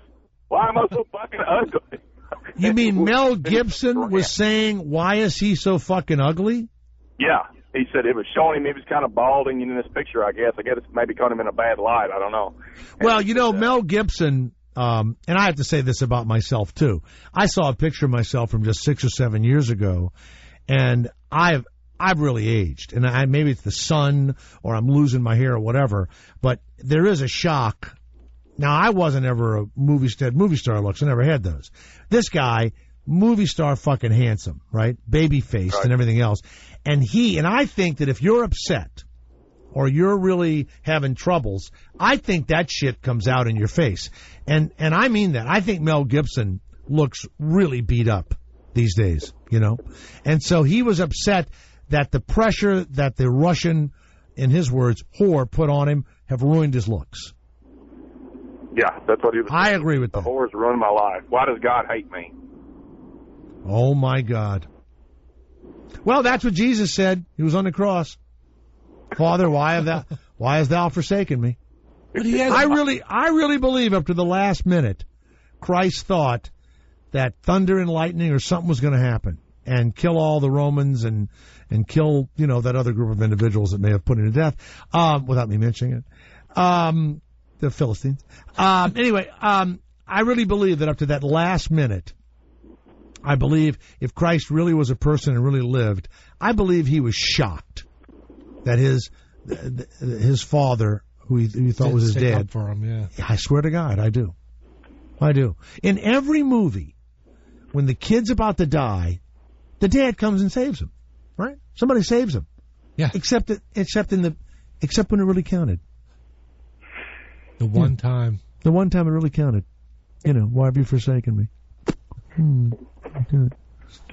Now, why doesn't he have hundreds of millions of dollars? Yes. Why does he's crazy, right? Like, why does he care so much about things? Allegedly crazy. But you know what? If he is bipolar, if he is an alcoholic, if he has any of those diseases, then when he gets under pressure and there's no one there to stop him, right? And when you're really rich or you're really pampered, people just do not fool with you. I mean, I told you that I worked with B.B. Newirth, who was on Cheers, and we did a play together, and the entire cast hated her guts, right? And so I played her husband, and we had a fine time. And then I said one thing about her dropping some lines when she wasn't getting a laugh or something. She started dropping some lines, and I said, may I speak to you for a moment?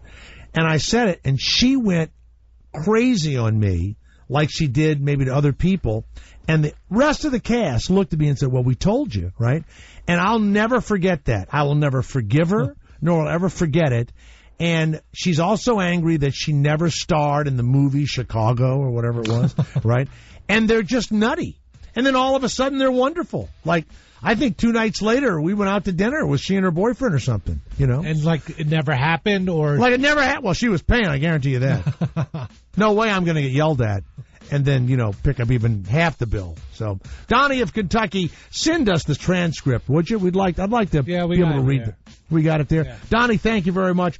By the way, in a little while, all he did was put a statue of an obese lady on his front lawn. His wife and the neighbors have turned against him. Stay where you are.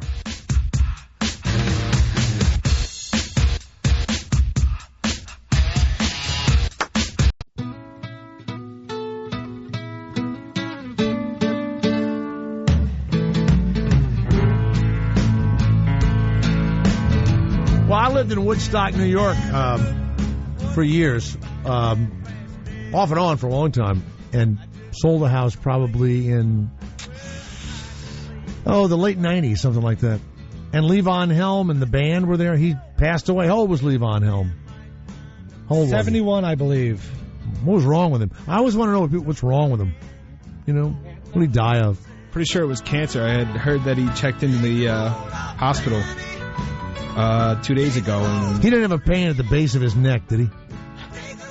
Right near his lymph node? That's where I have my pain. I don't see... You always want to see if somebody dies of something and they caused it a little bit. You want to see if they smoked, right? Oh, boy. What? Throat cancer. It's part of the neck. God damn it. He had... Now, can marijuana give you... The marijuana smoke have the same effect on you? I don't think anything's been proven on that. Says here he had a sensitive skin where the neck connects to the first Don't start. rib. All right, asshole. Can't talk about Hold this on. because I'm Hold going on. to walk out of here thinking I have something. Well, He's don't. already got one. I've already got it. I know, Okay, but you're. I've already fucking got the pain where the fucking witch doctor I pressed know, on and my. I suddenly have pain now too. My neck. Well, I'm having a suddenly CAT hurts. scan tomorrow, so we'll find out later. Jesus, it's unbelievable. And then Dick Clark finally died. Do we have the American Bandstand theme, Dick Clark? Yeah. He was a nice man, always nice to me. I did that blooper show a couple of times. I got slimed. You know, I did that pyramid show and all. It all started with American Bandstand, right? Yeah, right. Now, is this? I don't know this song. Yeah, well, yeah. Woo! Yeah. Hi, everybody. Hey, Dick Clark. Yeah. All the music they play on the bandstand. Gonna swing in the crowd. I believe his first announcer was Ed McMahon. And then it was a guy named Charlie somebody or other. And then they were in Philadelphia. And I guess they eventually moved it to New York and then Hollywood. But there was a big payola scandal. And there was a famous disc jockey in New York, Murray the K, I believe. He was caught up in the payola scandal, where the record companies, actually Ira would know more about this than any of us, and he would took money to play certain records, and they made that against the law. And Dick Clark might have been included in that roundup, but he got off somehow, right? Wow. Because, you know, it would be a big deal to get on his show. I remember one time a kid from New Orleans got on there. Man, the whole town watched it. All of us. Sean Saavedra. I'll never forget it. Well, he was just in the audience dancing? Yeah. Wow. Yeah. Oh, millions of people would try and get on there, you know. And then, as years went on, they would introduce more people of color on the show, right? Mm-hmm. And down south, everybody would go, hey, I see one of them dancing with a white girl. Oh, yeah. I'm not kidding you. Oh, bad. Now, was this the first one of the, like, Soul Train or those type of shows? Like a American dance show? Bandstand lasted for a long, long time, but it was too squeaky clean. And then when, you know, rock and roll came in and people started acting crazy, right? But he wasn't there anymore. But then, of course, Dick Clark, and we did it every year. Why don't we do it now? He's gone. Who could forget when he counted down New Year's Eve, and he just did this this last, December 31st. Let's remember Dick Clark. Passed away. No longer with us. Dick Clark. It's a memory. Read more is about to happen, and the man is going to do it for us right now. Let's go to the master. It is the time for Dick Clark to take over and count us down. Dick. Thank you, my friend. Now, the moment we've all been waiting for. That's right. Come right up. You're going to hear a roar of the crowd, and believe me, you will never, ever forget it. Now, is this before he died or after he died, Garrett? This is 11. Okay, here we go. On the cusp. Before he died. 23, 22, 21, 20, 19, 18, 17, 16, 15, 14, 13, 12, 11, 10, 9, 8, 7, 6, 5, 4, 3, 2, 1. Happy New Year! There you go. Why do they make him start all the way up from like 25? He owns just the show. mean. Yeah, I think he wants to do it. Owned That's his the idea? It's a yes, good idea, it was. even if you are in a stroke. Someone said something very cruel, and I'm only going to repeat it to show you how cruel people can be. Someone said that when Ryan Seacrest heard that Dick Clark had died, he went, yes! I don't believe that for one moment. Yeah, but they're going to have I do. hologram Dick Clark this New Year's Eve. It's gonna be I awesome. find the hologram thing to be the absolute coolest thing in the world. Me too. I am so excited for it. I don't think everyone else is, but I'm really excited. I think Tupac is going on tour. Hologram Tupac. Tupac's going on tour now. You can go see him. No, it is not. Yes. Now, I How cheap read those tickets are. I read the other day. It should be like movie prices. I read the other Not a day bad idea. that it was not from a concert, that they had just put together pictures of him and videos of the way he walked and everything else, and that it was not from a concert. It took him 4 months to do it. So they kind of rebuilt him. Now I'm looking at it thinking it's got to be somebody's body that they've videoed, and they put his head on top of the dancing body, who did his tics and his movements and all that. Yeah, I don't know. That's what I think. But like you ever see The Last Waltz? Well, 1 second, Christina, did you send me an apartment you wanted me to get? Oh crap! Never, I always do that because your name sounds so similar. That not for you. Sorry, my bad. This is where you want to move? This, you know what I thought this was? Oh boy, she's getting sweaty now. You pay for this, you get this, and arrows are all over the pictures. Did you mean to send that to me? No, not to you. A little sugar daddy email? It says you pay for this. Jeff, what are you talking about? It says you. It doesn't say Jeff. It says you pay for this, and you get this. That's what it says. Renovated, large studio, laundry, elevator. Mm-hmm. You know what? It looks like a medieval prison. I would never put you in a place like that. You should see the place I'm living now. You would. You know what? You would be in Manhattan, first of all. Okay? You'd be in Manhattan. And I wouldn't be jealous. Doorman? I don't care. Would you have a doorman? By the way, you only work 3 hours a day. You'd be right there every day. 6 hours a day. You would be a great doorman, Garrett. You really would. Doing your. I don't like standing, though. You wouldn't have to stand. You'd put one cheek on the little stool. Sudoku, with all that stuff. You'd be doing the Sudoku, whatever that is. Let's go to Charlie Sheen. Yes, Charlie, it's Jay Thomas. An idiot. Oh, poor Dick Clark. Now, you're not supposed to be laughing. The man's an icon, for God's sakes. Now, an American icon is dead. Yeah, what? What is it? Hey, Jay. What? What is it, Charlie? What? You know what Dick Clark's last words were? What? What? I don't know. Nobody fucking knows.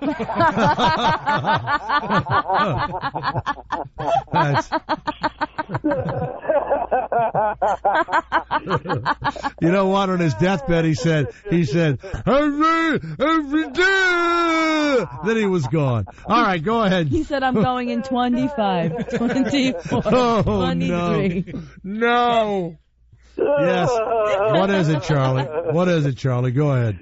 Hey, Jay, I think he just finished the New Year's countdown yesterday. You know what? Dick would enjoy these jokes. Okay? A man that I know. All that plastic surgery. And he drops dead. All right. Is that all you've got? All right. That's it. Charlie Sheen. There you go. Let me read you some emails from jthomasshow@gmail.com. Jay, from Alan. Does it bother you that the morning show on your channel, 104, is essentially a 3-hour commercial for Jason Ellis, which directly competes against you in your time slot?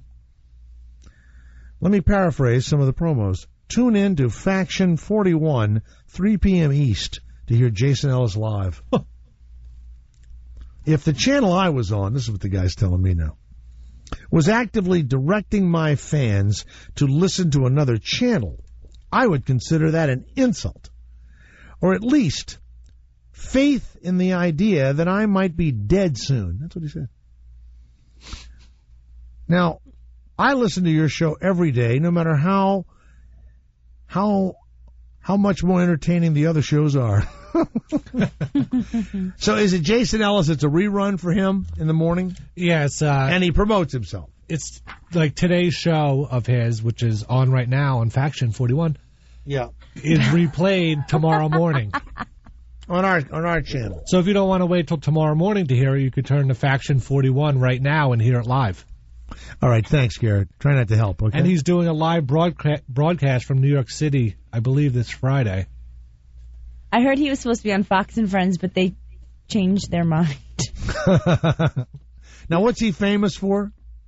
He was fighting and snowboarding, right? No, skateboarder. Skateboarding. Skateboarder, yeah. Skateboarder? Okay. And he's from England or something?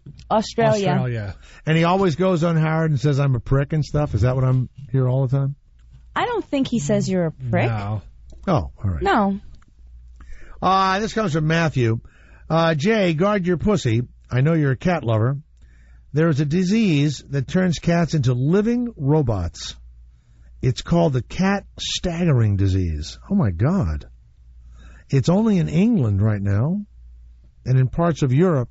They don't have it in the United States. They don't know what causes it. Oh, my God. The cat becomes incredibly affectionate before it dies. Isn't that wild? And then it staggers and it dies. Well, there you are, your little kitty's kissing you and everything else, and it's dead. That'd be terrible. Yeah. No. Cats, yes, it would be. Mike says, listen to the show all the time, and I heard you say that the people thought you were dead because the Murphy Brown cast reunion didn't invite you. I think this is the best way to dispel the rumors, and he's attached a T-shirt with a picture of me that says "Not Dead" on it. Christina, put that on Facebook, would you please? Sure. Not dead. Dear Jay, this comes from Maxofaz. Thanks for taking another day off without letting your listeners know.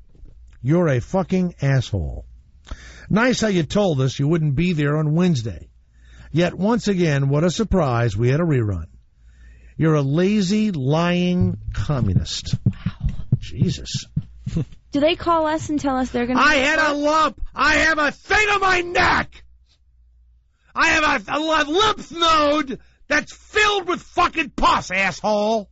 That a doctor actually pushed further into your body, so who knows? What? I should not have yelled. Guess what? I got lightheaded just now. Asshole.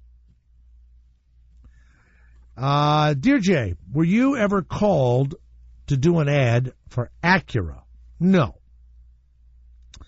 Commercial casting sheets came from a casting call for the popular Acura NSX that starred Jerry Seinfeld, and some actors who didn't get the part turned the sheets over, and it said, looking for a character to play a black car dealer, but he should not be too dark.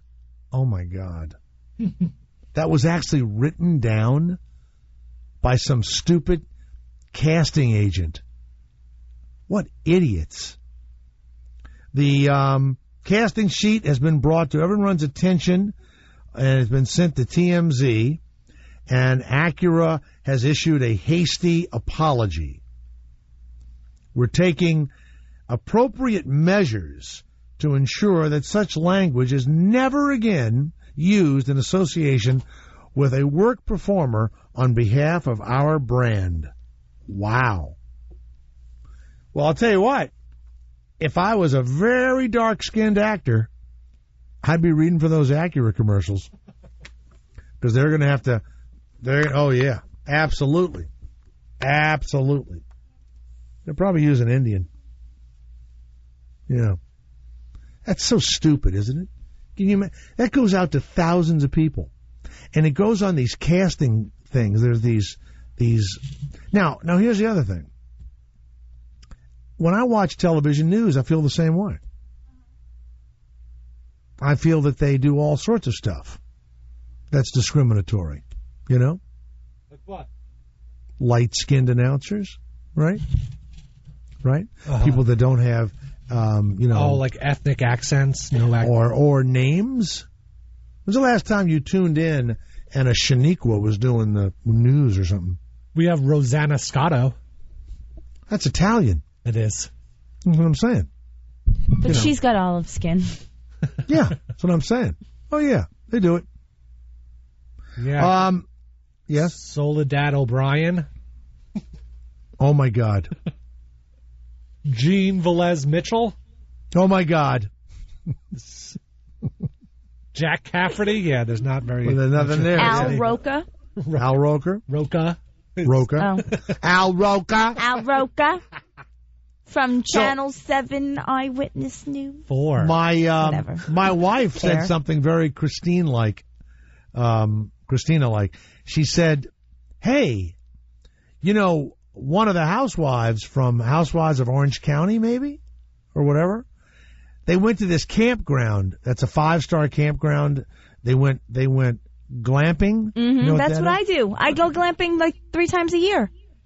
Well, we have one of the 5-star campgrounds about 30 minutes from our house, and people we know own it. And one of these women, they used it on the show, and the website crashed from all of the people going to the site. It's a campground with tents and a restaurant. It crashed. I told you that the housewives, this is a very unbelievable. powerful thing. I know that you could care less about it, but it's a real It's unreal. force to be reckoned Now, with. what is glamping? What is that? It's glamorous camping. It's without tents and, you know, sometimes you can bring a blow-up couch. No. This campground is like, you know, Well, that's 300 like California glamping. I'm talking It's about like, with $300 my a night. girlfriends. We just Yeah. don't go in we're in a cabin, and you know we don't get dirty. We build our own Oh. fire and stuff, but we Right. eat appetizers and drink martinis. And Dear Jay, this comes from Twinkles. You always have interns in there. What do they learn? I don't know. They use the phone and answer the phone. Does he know how to run the equipment? He's working on it. Gary? Yes. Get in there, take over. Pretend Garrett's just dropped dead of another kidney stone attack. Take over. Actually, Garrett just did step out, and Gary is the only person behind the board. Take over. Run Garrett the would ship. take a leak. Yeah, Take over. run the ship. Drive Now, the do you know bus. how to do it? You know how to do it? I'm learning. Okay. Do you know how to find the sound effects and stuff? Can you find around the horn? Oh, boy. It's probably on the wall, right? Yeah. Use the word wall. He's getting it. Yeah, on the wall. You find it?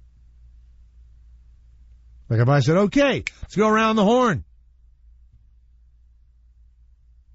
Oh, my God. You nervous? I'd be lying if I said I wasn't. Just a little bit. Is there not a wall that has sound effects on it and you can pick out the one that says around the horn? And It doesn't say that. That's the problem. Yeah. What does it say? It's whatever Oh. Garrett labels. Well, he's got to print it out, and he's got to show this guy what it is. Just hit any of them. Let's see what any of them come up. Just hit one of them. I don't care.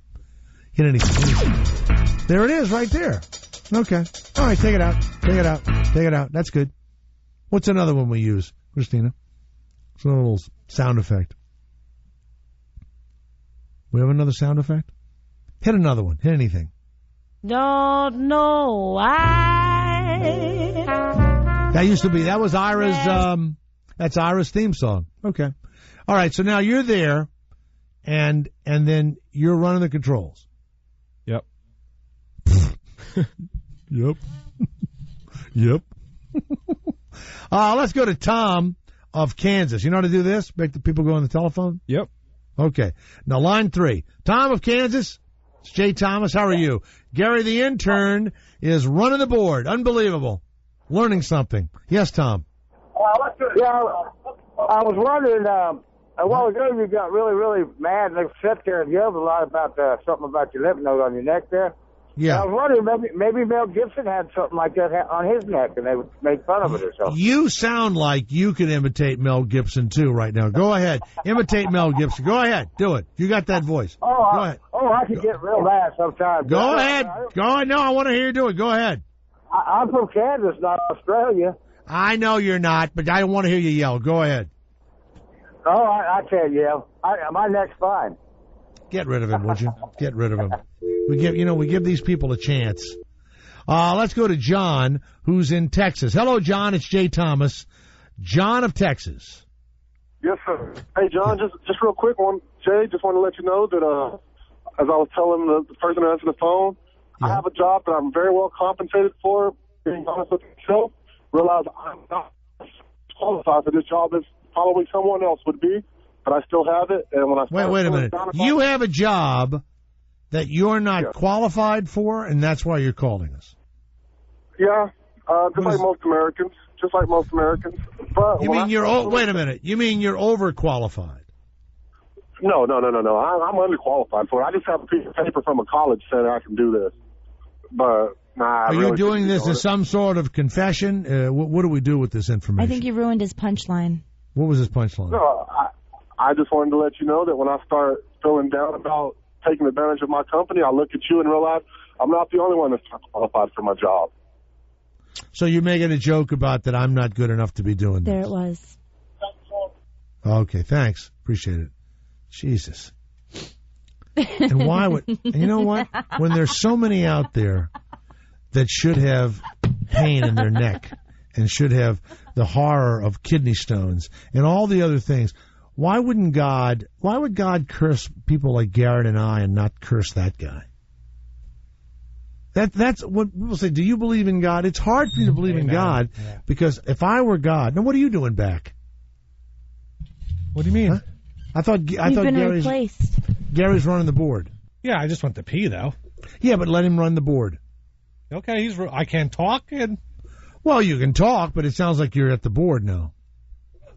Okay. All right. Okay. All right.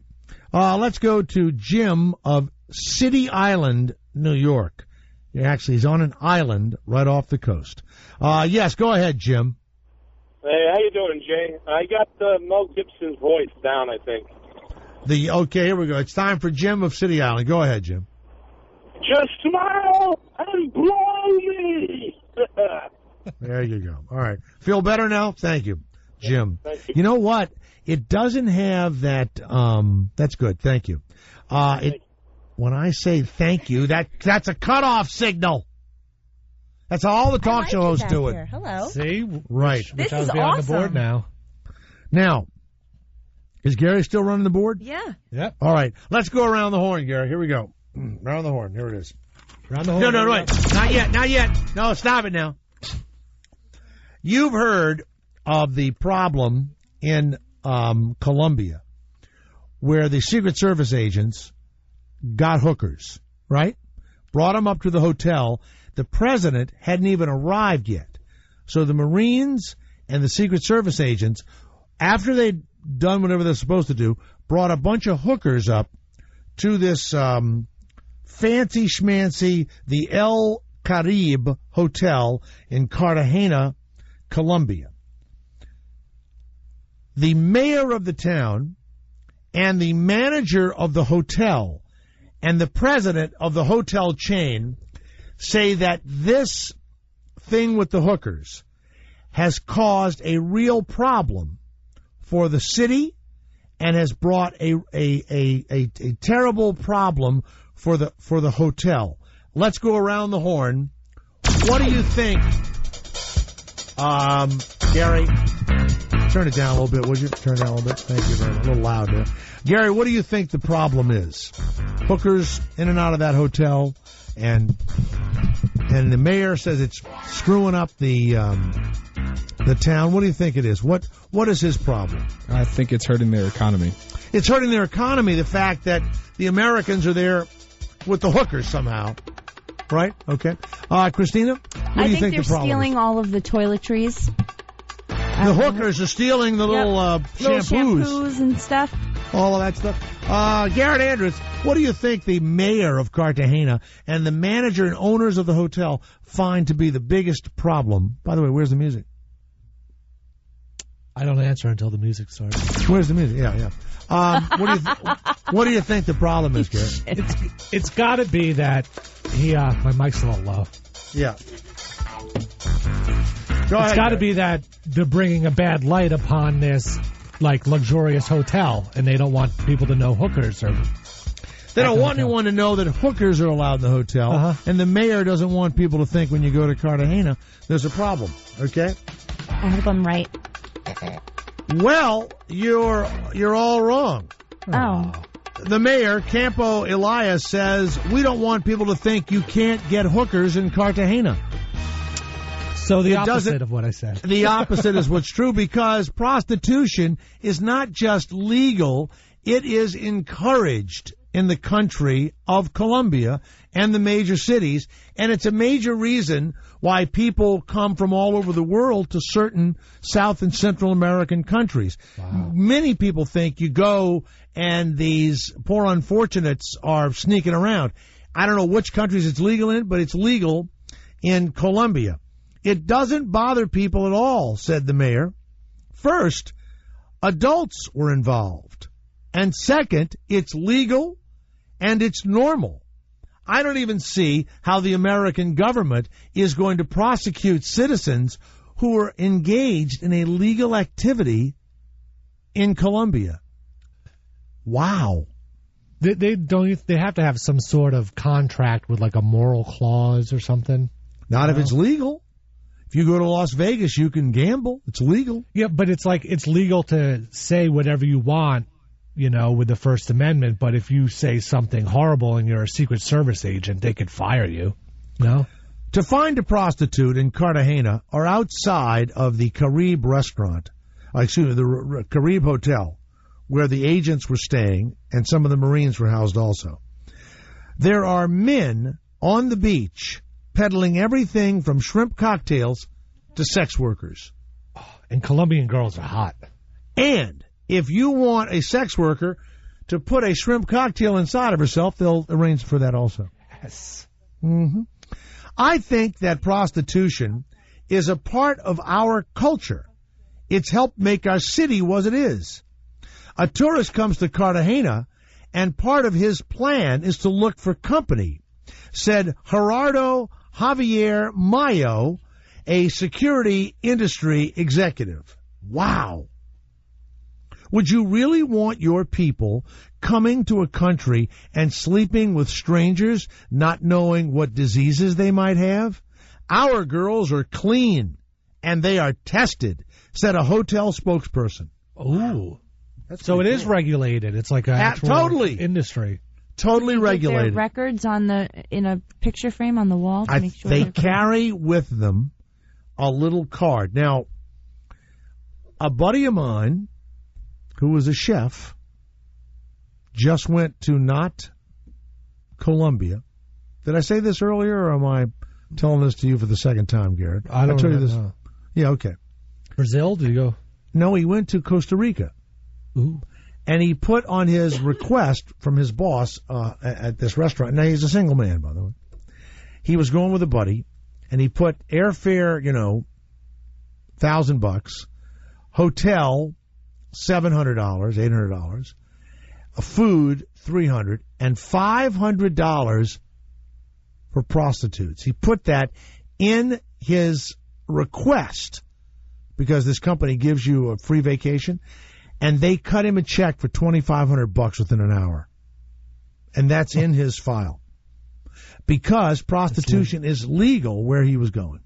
Wow. So now they can fire these guys. They can say it's embarrassing. They can say whatever they want to say. But what these guys did in Cartagena is legal. Oh, I'd love to be an attorney right now. I'd love it. Absolutely.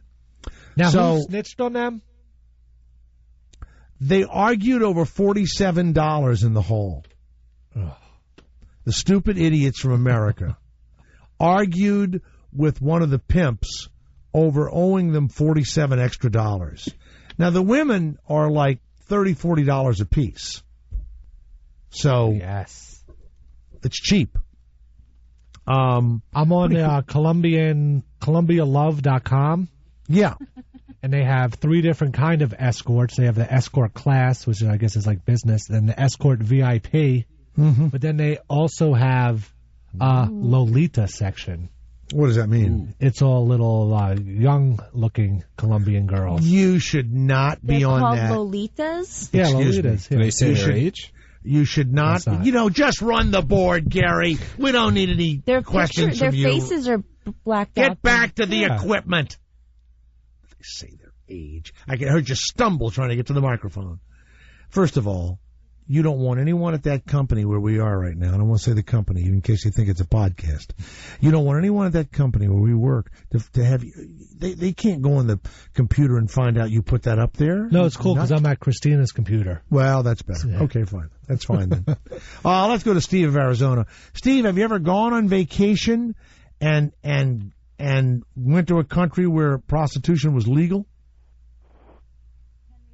Is he there? Steve of Arizona? Sounds like he dropped out. Dropped out? I have the services that they offer. What do they offer? They offer, number one, helping couples. Number two, lesbian. Yeah, that's good. So you and your girlfriend or your wife go and you need help, right? Yeah. Yeah. Number two, lesbian. Wait a minute. If you're a lesbian? It just says, Love Columbia offers the following services. Lesbian. Number three, striptease. Come in and strip for you, right? Number four, assistance for men. How much is all this cost? I don't know. But then also additional services, anal sex. No, come on. That's on a website? Yeah. And now you've got that in Christina's company computer. Yes. Wow. And there are no prices? No, I've never seen a price on a escort website. My buddy who went to Costa Rica said he went down to the bar and ordered five women. He ordered 5 women. And the barmaid, bartender, whatever it was, said, I'm sorry, we can't send 5 women to your room. The security quota is 2 per person. Oh. He says, well, I got a buddy in my room. 4. They sent 4 women up to the room. And it cost them $40 apiece. So 160, and they tipped them, and it was like a little over $200. And he said they partied with them and hung out and had sex with each other and had sex with them. Cost them $200 for like 2 hours, 3 hours. Well, I have That's Samantha. a hell of a vacation. Samantha. It's Samantha without the H. Samantha. She is 23 años. Ooh. Color of her eyes, cafe. Hair, black. She's cafe colored eyes. Her height is 1.67. When I'm through with her, there'll be cafe latte. How about this? Cafe Olay. Size 8, bust 36B, skin white tan. She is 620,000 per hour. 620,000 local pesos? Yeah, I guess so. All right, put that into either dollars or, by the way, when you go overseas, I'm being told turn your money into euros because they don't want dollars. Apparently the dollar's so weak. Yeah. So go into euros or dollars. 620,000 what? God. Colombian pesos, 1, 2, 3, equals $350. That's a lot. That is a lot. Yeah. That's a ton. For how long? How long? An hour, it says. Hey, honey. But she's pretty hot. Yeah, I know. Well, I mean, I make myself hot, obviously, and then go and do that. Can I be honest? Yeah, now see this Lolita. But how many shrimp cocktails do you get with that? She's got to come with food, everything. Now this Lolita I clicked on, who's 18 años, her value is $180,000 per hour, which is $100 an hour. Okay, but I think you can make much better deals than that, like $40-50. Wow. Okay. Well, that's amazing, and I think that they've fired 2 or 3 of these people already from Secret Service. The president's pissed off. Panetta is mad. It's bad. It's bad. And of course, it's the moral decay of having a liberal president. Let's be honest. This would not happen under Mitt Romney, because when you really look at these Republicans, none of them look like they ever have any fucking fun. And the only one that gets laid is fucking Puff Face. Newt Gingrich. Think about that. He's the poster boy for getting laid over there. Okay? All right. Stay where you are. All he did was make a big, fat statue, and he's in a world of shit. Stay where you are. Oh, you gonna take me home tonight? Oh, down beside that red firelight. Oh, you gonna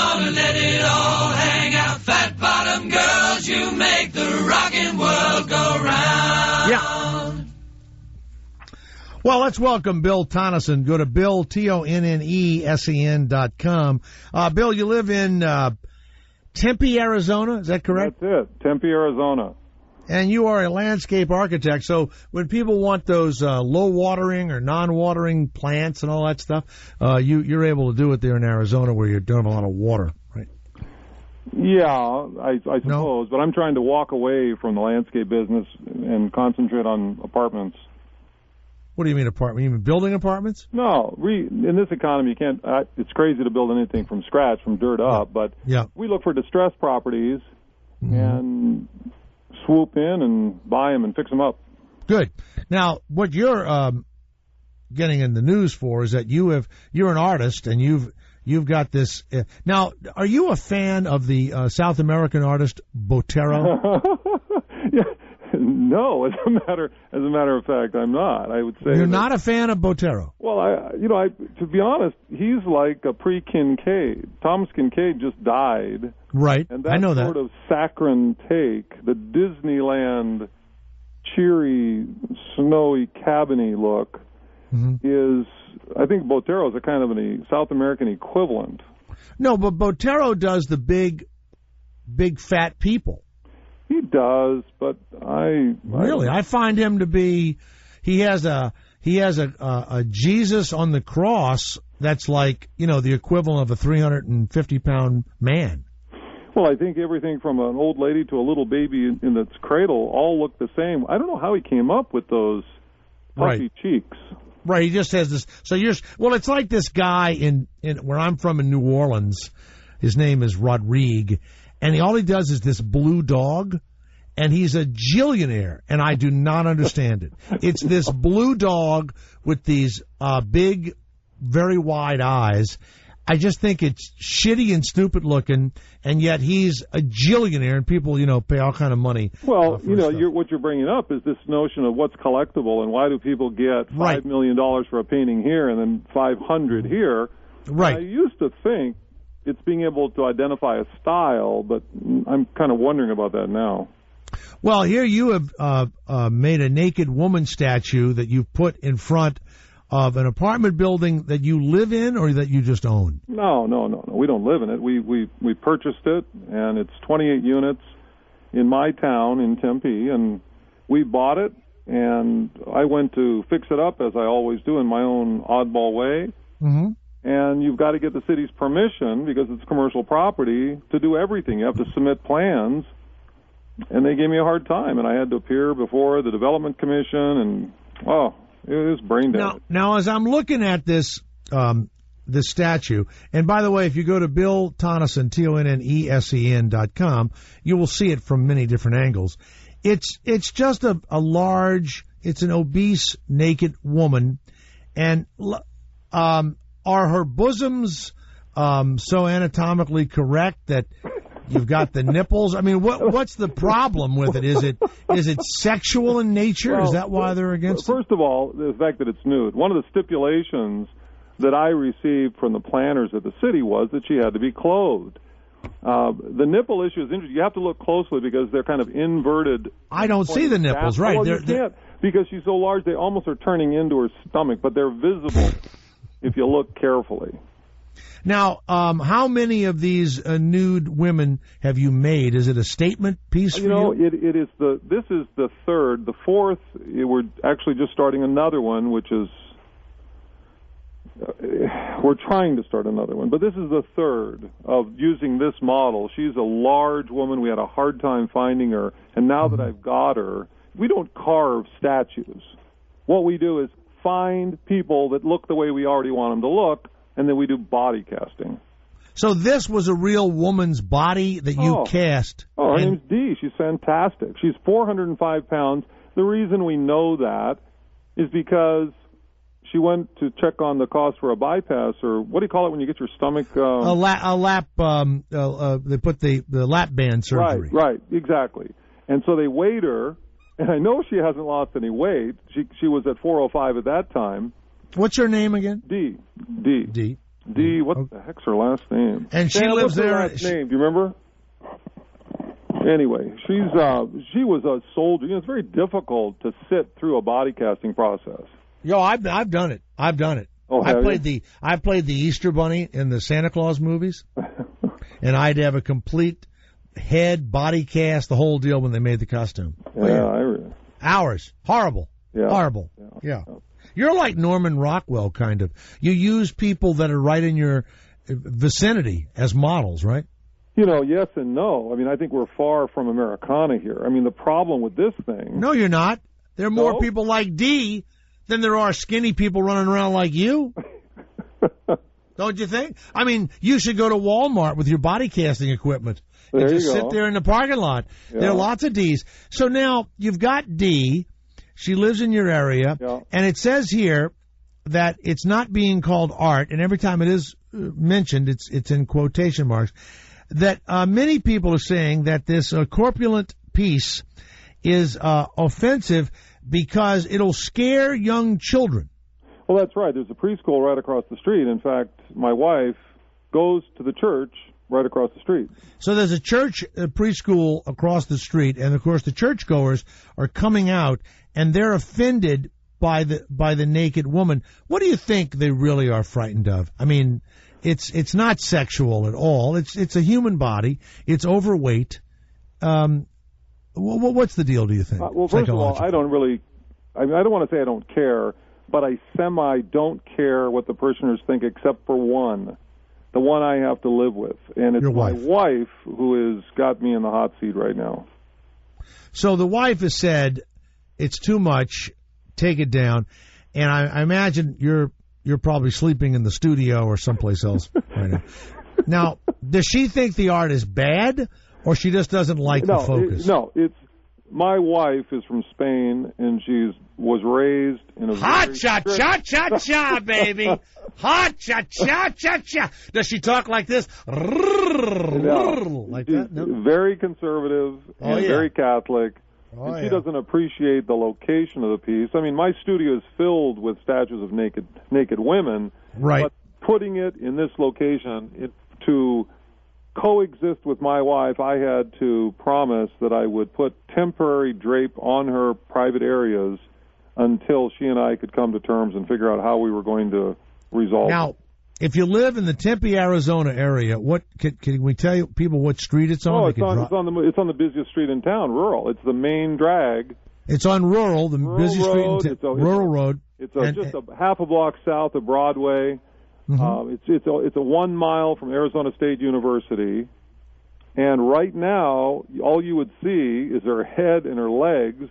I've got to figure out. My wife, I don't know what we're going to do. A tutu. I mean, but how much does the statue weigh? You know, it's hollow, and it's about 85 pounds for the body itself. So it's no problem for you to pick it up. No problem at all. None whatsoever. Now you've made more of these. Now, what do the people think at Tempe? I mean, at Arizona State, the art students or the art department, do they find this to be a meaningful piece of art that perhaps they would put in one of their little museums? Or well, let me tell you, the numbers really tell the story. Yeah. When this hit the local television stations, and every one of them ran stories about it, I got 75 emails, 74 were supportive and complimentary, and I got one that hammered me. Well, now the one that hammered you said what? Well, you're making fun of fat people? It's two short sentences, and I'll just read them to you. And the irony of it was from a real estate broker. He says, and I quote, "Are you high? Why would you put that ugly statue of a naked slob up in front of an apartment complex?" My God. Now, this guy's got some real problems. You know what? As it turns out, he has a bigger problem than he realized. Yeah. Guess what?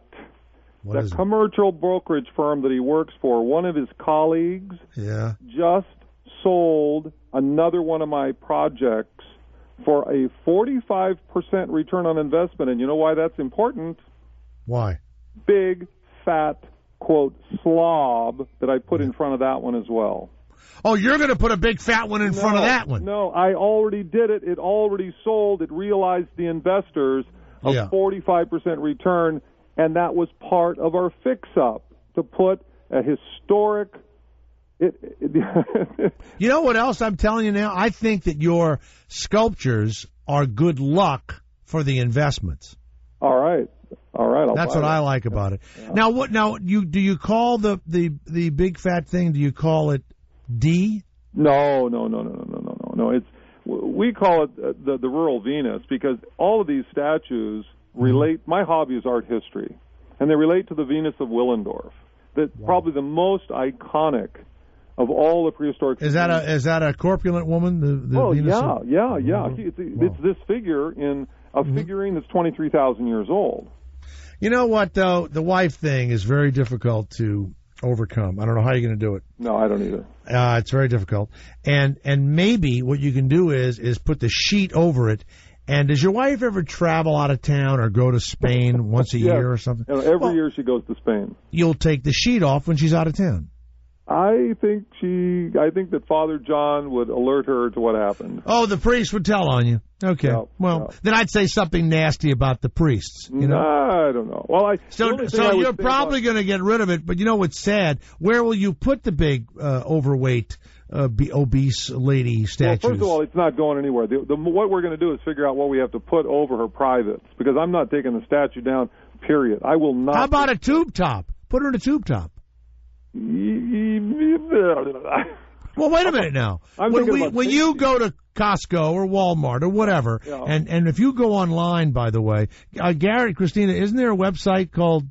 It's like all pictures of people from Walmart and stuff. It's pretty horrifying. Yeah, peopleofwalmart.com, I believe. Have you ever been to peopleofwalmart.com, Bill? No. Let me Please go on it, and you will see women of this body size with tube tops, with crazy-looking pajama pants, SpongeBob pajama pants. And I think you could make a statement using her body. You know these pants that say juicy on the back or pink or something like that? Juicy, right? Yeah. Juicy. These women find these pants for a waist, like a 55-inch waist, and they wear them. I believe you can make a statement about some of the clothing that these overweight people probably should not be wearing. You know what? You should hire a guy like me to give you ideas. You know what's funny? You don't want to do anything because it's your piece of art. That's right. And if it was just the community, I would say okay. But when your wife becomes involved in this thing, you have to do what you're told. Well, there's no well. You've got to do what you're told. and it's over. I don't care how much money you made on the thing. Yeah. It's over. You've got to do a tube top. You've got to do pants. And maybe you show just the crack of the butt. And what it is, it's a piece of art, and it also shows people not to wear these outfits. There you go. All right. Bill, I know you're disappointed. We feel your pain, 1,500 miles away. But fight on, okay? All right. Fight on. And that you're making money in this crazy real estate market for people. You should be commended. Why don't you attach dollar bills over her breasts and over her vagina? Hey, Jay. Yeah. Joke all you want, but I'll tell you something. What? The jokes, humor are the best source of creative ideas. It's all in your perspective, and I am going to approach my wife, who would not listen to this, by the way. She knew that you were going to interview me. Mm-hmm. She would not watch a TV segment. She would not listen to you. She's in the house right now. I'm going to go to her, and I'm going to propose a bikini made of dollar bills, real dollar bills.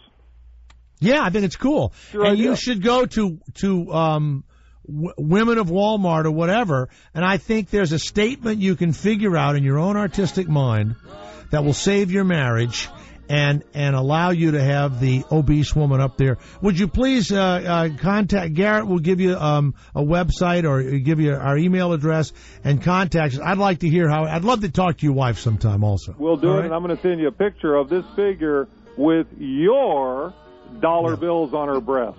That's fine with me. All right. That's fine with me. Also, tell her my father was a priest, so I know all about the Catholic Church. Oh, yeah.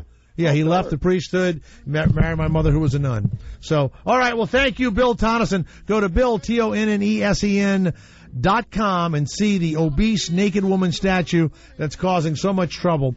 And, Bill, thank you very much. Jay, all right? Jay, thank you very much. All right. All right, sir. You know what I am? I'm a connoisseur of art. Connoisseur of art. And tomorrow morning, more artistic stuff at Howard 101.